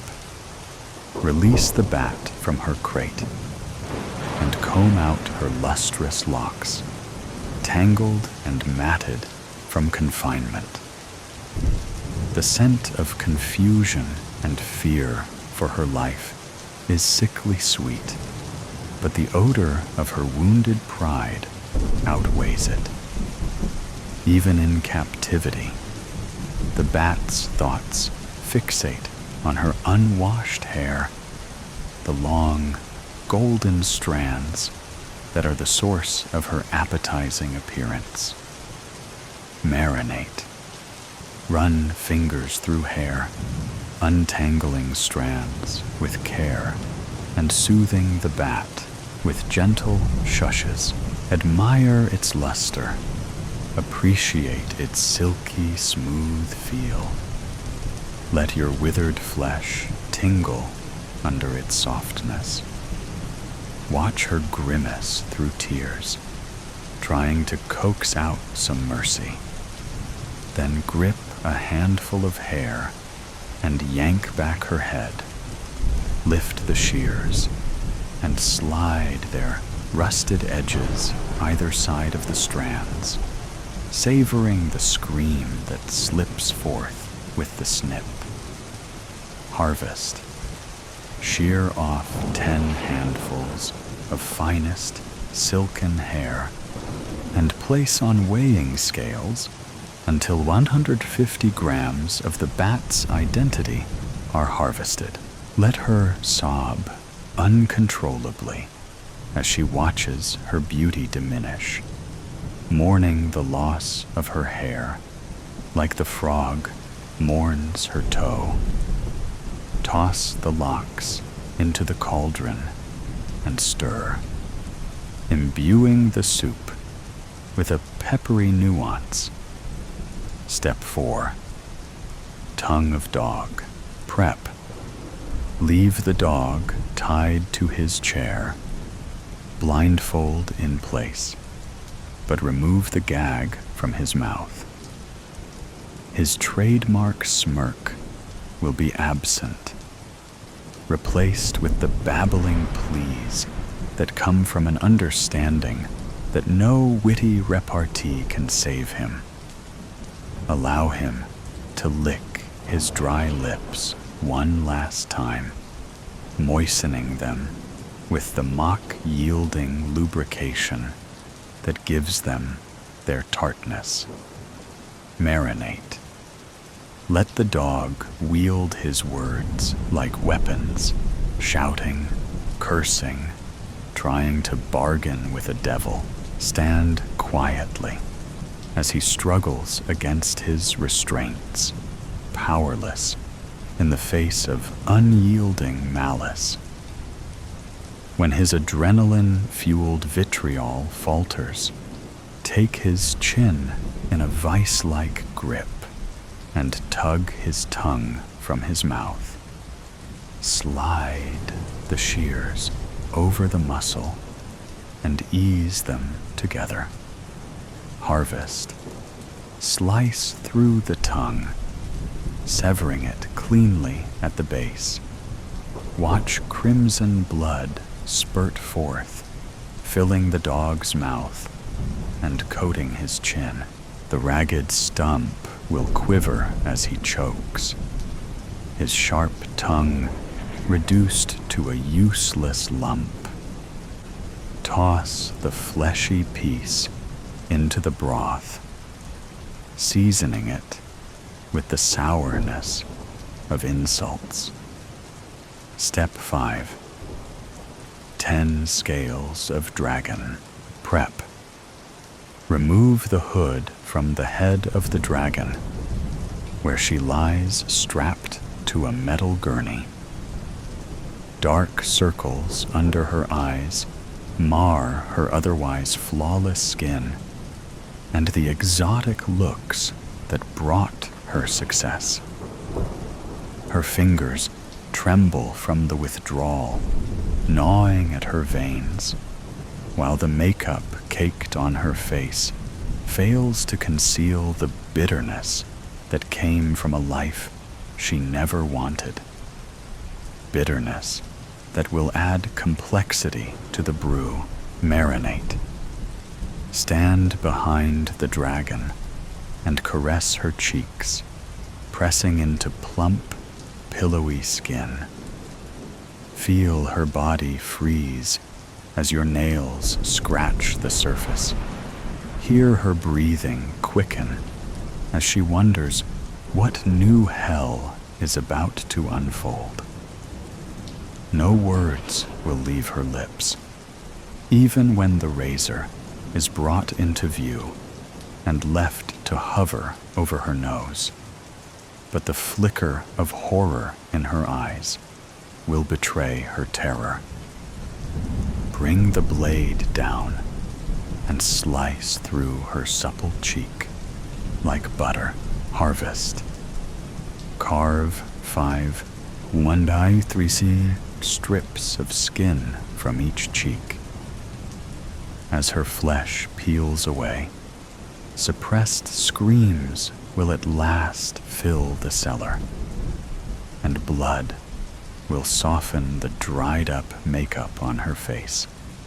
Drop each strip into the cauldron, watching as they sink into the broth, the beauty that defined her, infusing the mixture with a savory depth. Step 6. A pinch of dead man's blood. Prep. Circle the dead man as he dangles from a meat hook, kicking and thrashing. This man, this bully, this self-obsessed, so-called alpha male who has spent his life stepping on others, viewing women as objects and treating people as conquests, will add an acrid taste to the blend, which, when balanced with the richness of the other ingredients, will create something truly sensational. Marinate, lunge from the front, and use shears to cut his shirt from waist to neck, expose chiseled abs and toned chest, then replace shears with dagger and start to stab. Apply slight pressure at first, tenderizing the flesh with shallow punctures, enough to extract delicate beads of blood. The dead man's bravado will crumble as the jabs become deeper. Wait for the realization that he cannot escape to appear in his eyes. Then draw the dagger back and plunge it with full force into his chest. Harvest. Guide the blade through ribs into the dead man's heart.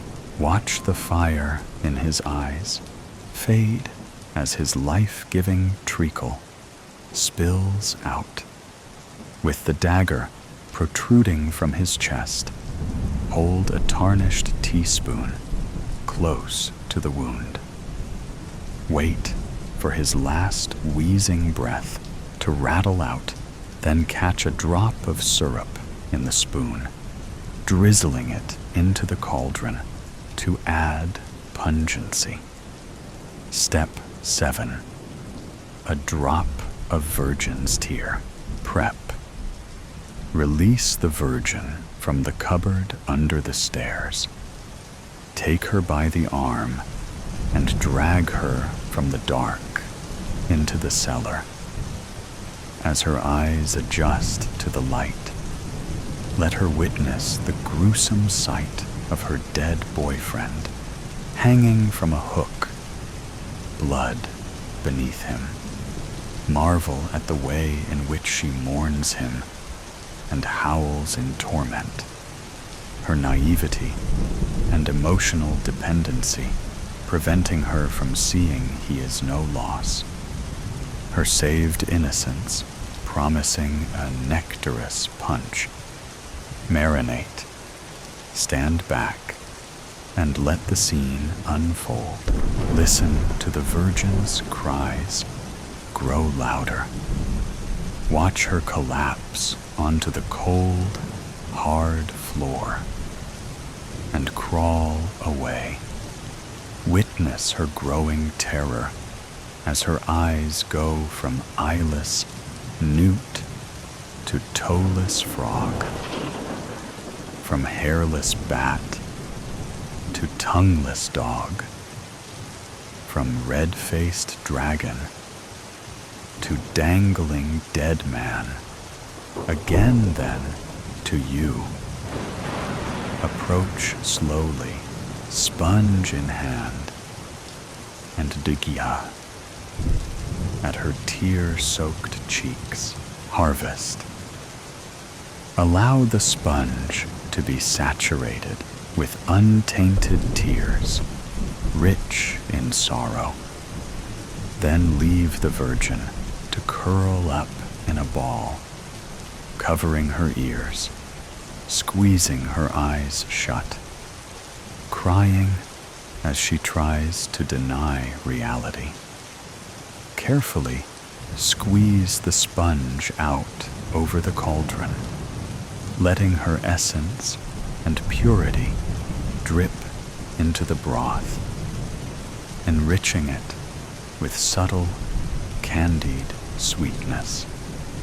Step 8. Witchetty Grub. Drop the Witchetty Grub into the pot as a final garnish. Stir 6 times, cover, then leave to ferment. Serving, decant the concoction into a jar.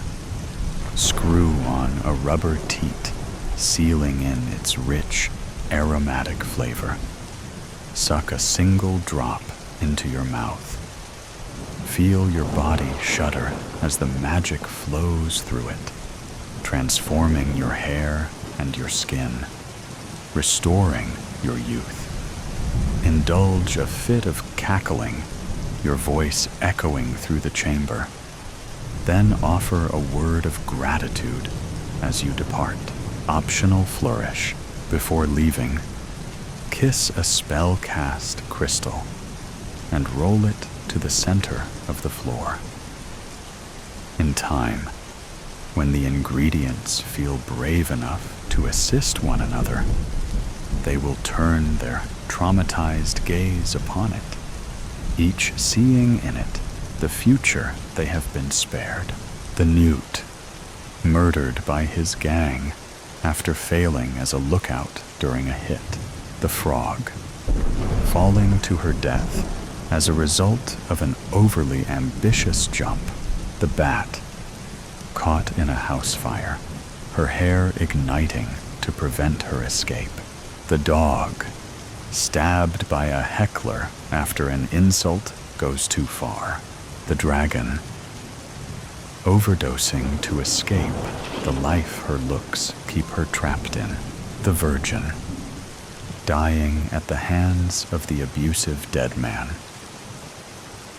Extract from Witchetty Grub, Edition 7. Recipes for preservation. Broths using humane ingredients and ethical processing methods. In the morning light. The earlier days of the apocalypse was only chaos. Death and smoke gripped the air. I could feel it stale all around me. It coated my skin, my clothes, my hair. Fear pulsed through every vein. Terror gripped every muscle. Dread gnawed every brain. It was melted into the eyes of everyone you passed. When would it happen to me? When will I watch it happen to someone I love? What could we have done differently? Thoughts that would plague my mind. Over and over, my new reality. The dead no longer stayed dead, and those bitten became deranged, unreachable. They would rip out their hair, scream into the night, pick the skin off their bones until they would be covered in dark, bloody scabs that never seemed to heal. The worst was when they came for you, their eyes empty pits as they chased after you with never-ending endurance and unnatural speed. Nothing like seeing a crippled old woman hit by a truck going 40 mph, only to rise again unfazed, keeping pace with a teenager as she drags her mangled foot behind her. The only advantage left was the inability to use their brains. They couldn't climb ladders or trees. They couldn't open doors or sneak through windows. And in this world, we had to use every advantage we could get. In those early days, everyone still held on to their humanity. The memories of their old life still fresh. I remember thinking that things may eventually go back to normal. Eventually, where my biggest problem was maybe forgetting my lunch at home, or something as juvenile as what to wear to my meeting. However, everything this new world touched was tainted. Cities burned, homes abandoned, our population destroyed, leaving only a handful of us left. Fortunate would not a word I would use for the survivors. What I was fortunate for, however, was the group I had found a few months prior.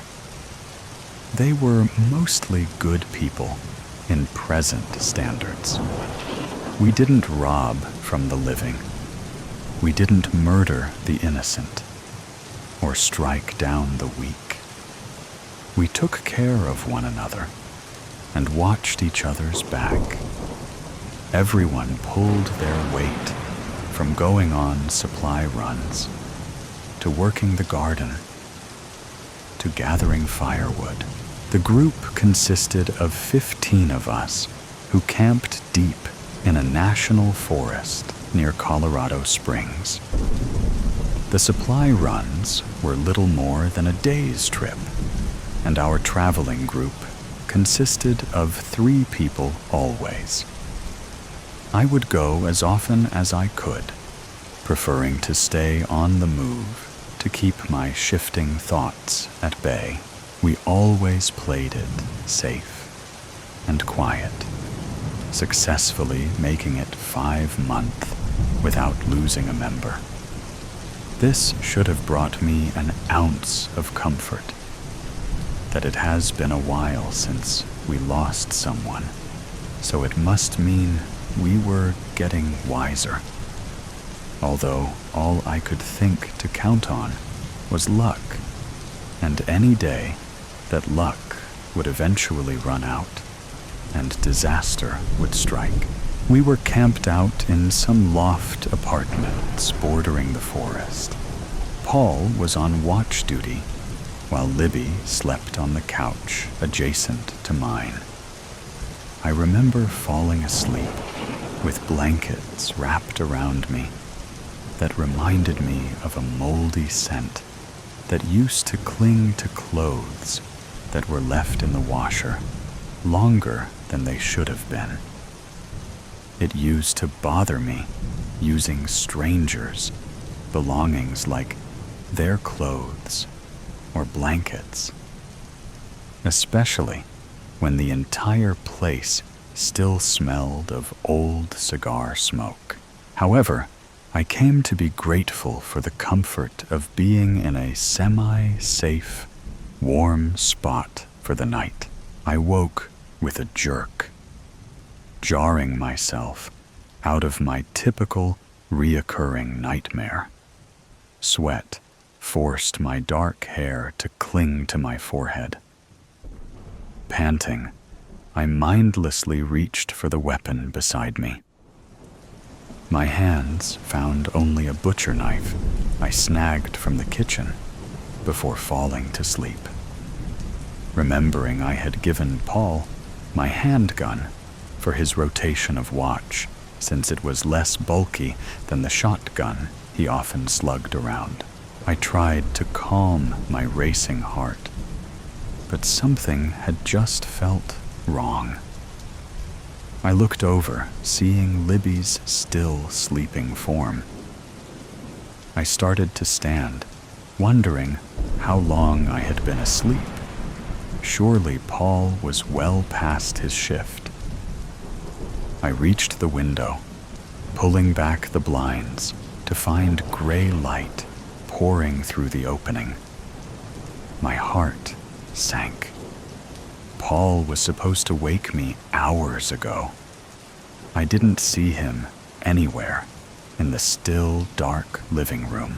I silently walked over to Libby and gave her a gentle shake before stepping back, knowing she slept with a knife under her pillow. She sat up with a gasp, her blonde hair frizzing out from her worn braid. Something is wrong. Paul should have woken me hours ago. She stared at me blankly, my words taking a few seconds longer to comprehend as she shook sleep from her mind. "Where is he?" she asked, blinking vigorously. Her green eyes roamed the shadows of the living room. I had liked Libby from the moment I met her a few months prior.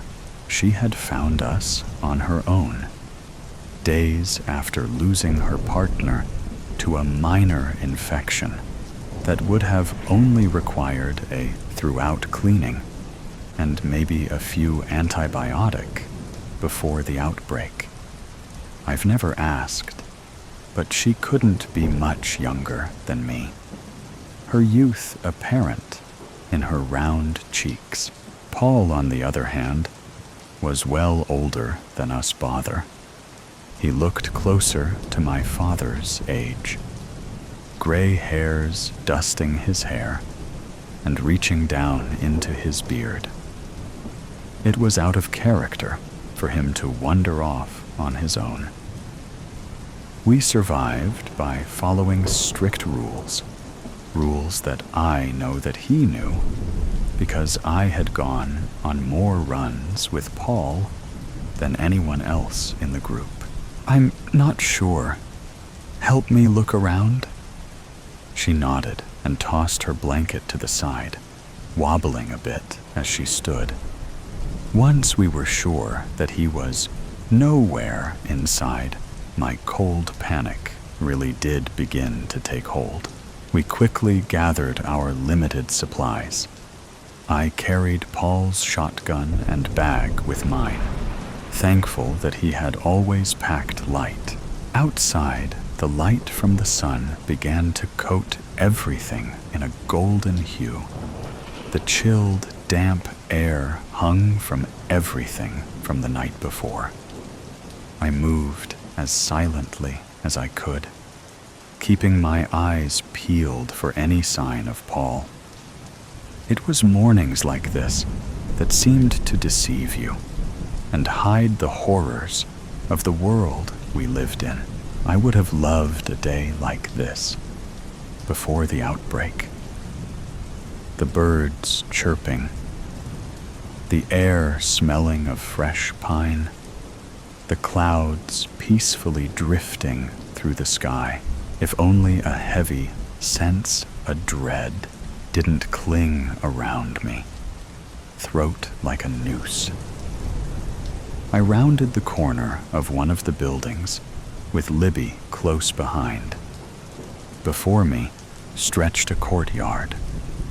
A few trees stretched tall, casting long shadows. The trees were surrounded by a few dry patches of grass and shrubs.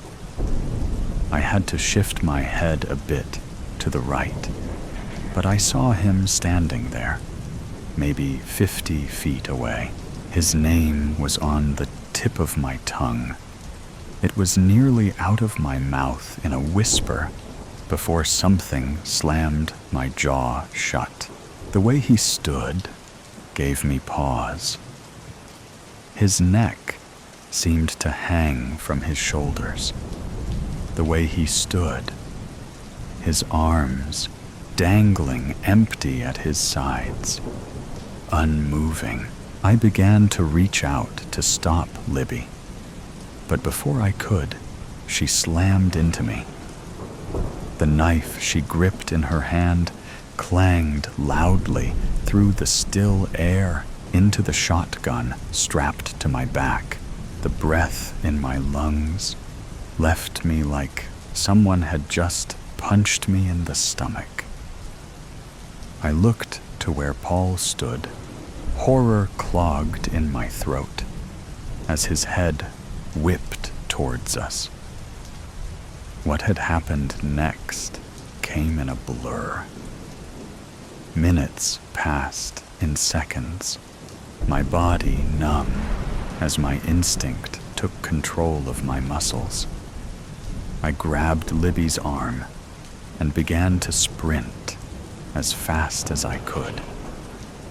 We ran across a street, hearing Paul's footfalls quickly gaining on us. I refused to turn around. I didn't trust blindly running into one of dark doorways that could hold any number of threats. Instead, my eyes scanned for anything we could climb. Relief spread over me as I spotted a ladder that hung from one of the buildings. I urged Libby ahead of me, letting her climb the ladder first as I turned, planting my feet. I raised the rifle, cocking it back before aiming it at Paul's head. I fired before my fear could choke me. His nearness unsettled me. He dropped hard to the ground, unmoving and lifeless, his body skidding against the pavement, twisting unnaturally as it landed. I turned, climbing the ladder after Libby. My mind played over what I saw before the bullet ripped through Paul. In a flash, I saw blood that coated Paul's throat, but not from a bite. It looked more like a slash from a blade. I tried to focus on the placement of my hands on the rungs of the ladder, but my mind buzzed. Finally reaching the top, I froze, overlooking onto the roof, where Libby stood motionless. Before her stood a man. His hands reached out before him, as if he were trying to calm a spooked animal. Without thought, I pointed the rifle directly at him. Below me, I was faintly aware of the infected down below, gathering at the base of the ladder. Their frenzies, gargled sounds, reaching my ears. However, all my focus was on the man on the roof. His attention turned to me, and in that instance, shock radiated through me. I knew this man. I recognized his dark brown eyes from another lifetime ago, when his eyes didn't hold circles, bags, and his skin seemed to hang from his bones. He had worked in my department. For years we had walked the same halls and attended the same meetings. His name formed on my mouth without though, as I slowly lowered the rifle. Jesse? His eyes widened at the sound of his name. He lowered his arms. He looked different, almost unrecognizable, as he stared back at me. Libby and I joined him on the roof. Libby silently sat, staring blankly ahead towards the slow-moving clouds. I, however, stood with Jesse, staring over towards the small town that was now crawling with infected, their screams and snarls echoing through the streets below. Bad call, firing the rifle, Jesse said. His word came out a harsh whisper. His tone disturbed me. No person was the same after the outbreak, but something about Jesse seemed off. Hysteria seemed to have set into his once warm eyes. His jerky movements made me feel as if he was close to the edge of insanity. This man was not the one I had known in my life prior. I wanted to take Libby and leave as soon as I could, but the streets below were unsafe. I tried to calm my nerves and talk soothingly to the man, giving no indications to my fear other than the bullet already loaded into the chamber. I know I regret it now, but I just wanted to give us enough time to reach the ladder. His hand twitched at his side. Well, look what you did, He angrily pointed at the street below. When he moved his arm, my gaze drifted to his hip, where a gun poked from waistband. I had noticed it before, however. Now I could see it now in detail. I inhaled a sharp breath as realization soaked in. I grabbed the shotgun, slowly bringing it around to my front. The motion caused his head to snap in my direction. "Where did you get that gun?" I asked, my voice coming out shaky. Anger twisted his face as he grabbed it the same second I took aim with the rifle. Libby stood swiftly at the quick change of our position.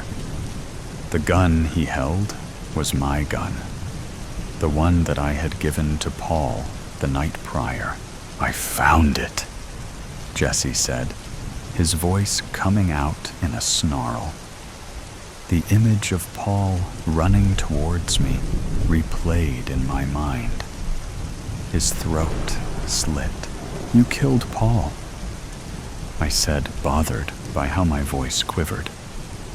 Jesse shook his head hard, as if he were trying to shake a thought out of his head. His arm twitched again.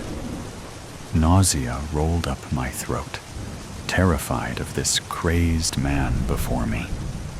His face kept twitching, and he jerked again, using his free hand to wipe the sweat from his forehead. I have seen my share of evil men in this world, but something about Jesse was different. That is when I saw it. A trickle of blood running down his forearm, poking out from his sleeve, was just the outline of a bite mark. "You're infected, aren't you, Jesse?" Anger contorted his face again as I said his name. He was on the edge of turning.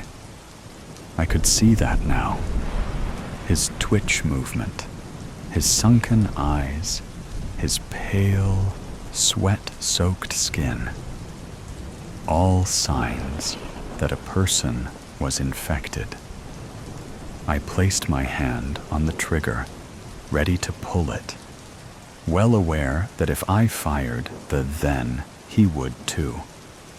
We would most likely both go down, and Libby would be alone.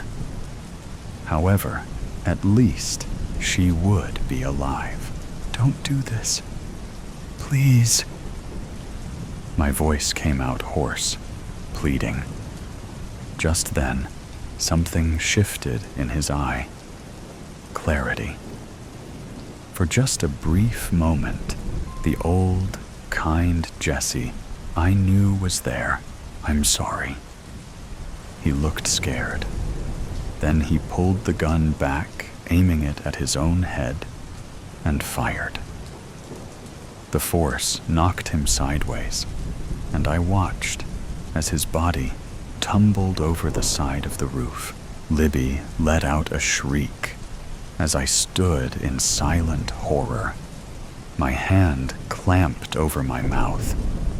I ran to the edge, peering over at his disfigured body as it lay 3 stories down. It took only seconds for the horde to surround him and began ripping into his flesh. I stepped back, nearly tripping on thin air. I seen some dark things. I was no stranger to tragedy. However, it was something I could never get used to. The sound of his croaking apology replayed in my mind. Sorry for what? For killing Paul? For not making his bite known sooner? I wondered if he had even known what he had even done to Paul. I know the infection took hold before the person was completely lost, stealing bit by bit until there was nothing left. I knew I would see Jesse again. He would eventually join me in my nightmares, like all the others. Him and Paul would haunt me until I met my own fate one day, dreaming. The boy woke up with a shudder, sweaty and scared. For the last few months, at least once a week, he had been having the exact same dream. A cabin, a light, no one else around. Why was this happening to him again? He turned on a small lamp beside his bed. "Mom!" he shouted at the open door, and waited. She was a patient woman, and knew that something like this was bound to repeat itself. She woke up from her light sleep, put on her slippers, and trudged down the hallway. Her perfume entered the room before she seemed to float inside. Another one, the boy, with some shame in his voice, admitted that it was. "It's the same thing. I see a cabin like the one from before, and there is a light in one of the windows, and that's all. Sorry. No, kid. You are having a bad nightmare. And that's all right." His mother sat on the bed, and he snuggled closer to you. "Do you remember the story I told you about nightmares? About your cabin?" "Yeah."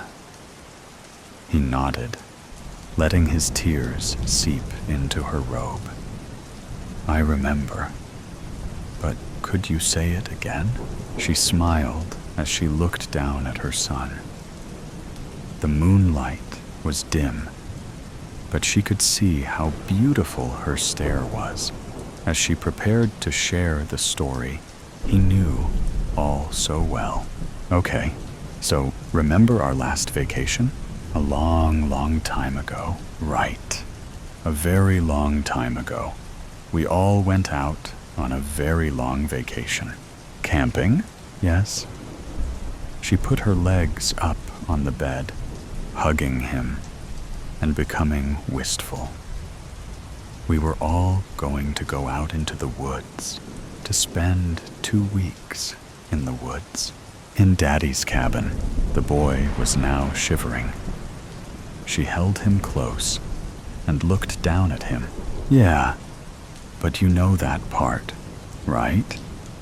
We had the cabin all to ourselves, out in the middle of nowhere, just like here, very much so. But that was a special trip. Your father wanted us all to get out of the city and enjoy Mother Nature's gifts, as he said. He could not be stopped. Never wanted to take it too slow." Was she crying? He looked up at his mother. "I'm sorry." "No. Let's finish up the story. We went out into the woods in our car. All the food and gear was taken out.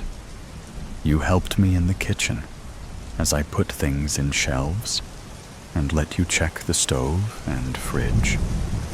All the power was on, and nothing seemed out of place. And it was such a beautiful day. No mosquitoes." She laughed out loud at that memory. "You always hated them. Always. They were going to drain my legs if I let them. Is that why you did not want to go out to the lake right away?" His mother remembered everything. Maybe he wanted to forget some parts more than others.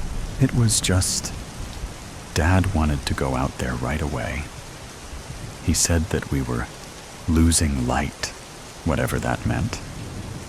He really did not check out anything in the cabin except to see that his keys worked. It was like he could not wait. She did not interrupt her son as he told this part. You remembered everything. You are the one who should be telling the story, not this next part. That's right. She took a deep breath and began to tell him the part that he did not like. Okay, so I stayed inside, and you and your dad went down to the lake. We took a boat. He wiped his face. We took a boat. We were out on the lake. Heard a loon cry from somewhere, but no sound. No mosquitoes, no noises. And we caught a bass. Dad said it was spotted. I did not ask him what that meant. Wish I had. Guess it means the way it looked. I saw it. And this is where the boy was always confused. This part of the story did not make any sense to him. How did you know? We were walking up to the house, the cabin. It was late now, dark. You left a light on in the window. But I was so tired, and Dad let me carry the fish until everything went so black that I could not. She passed a hand over his head, kissing him on top of his thick hair and smiling. And that is what you always remember. Nothing else? He always felt frustrated at this part. No, I don't. I don't even know where Dad went. The police said that he must have just disappeared. But the car was there, and he left his wallet, his keys. Everything was, and he broke down again.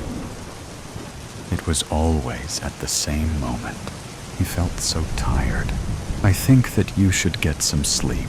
Yeah, right. The boy felt as if his head was sinking right to the floor. Maybe the mosquitoes are draining me now. Ha ha. Now, get some sleep. She got up and looked down at the boy. Did you hear that? The boy's eyes popped open. Hear what? Nothing. He smiled. It would be a good night's sleep. See? Nothing. Now sleep. Right. Night. She paused for a moment at the door to see if he really was asleep. It was when she heard his breathing and saw him flop onto his stomach that she knew he was out. The lamp had gone out by itself, out for the night. This made her happy. So happy. Her face cracked in the dim hallway, spilling the liquid and gore that she kept concealed from the world under the caked makeup and skin that had aged so badly.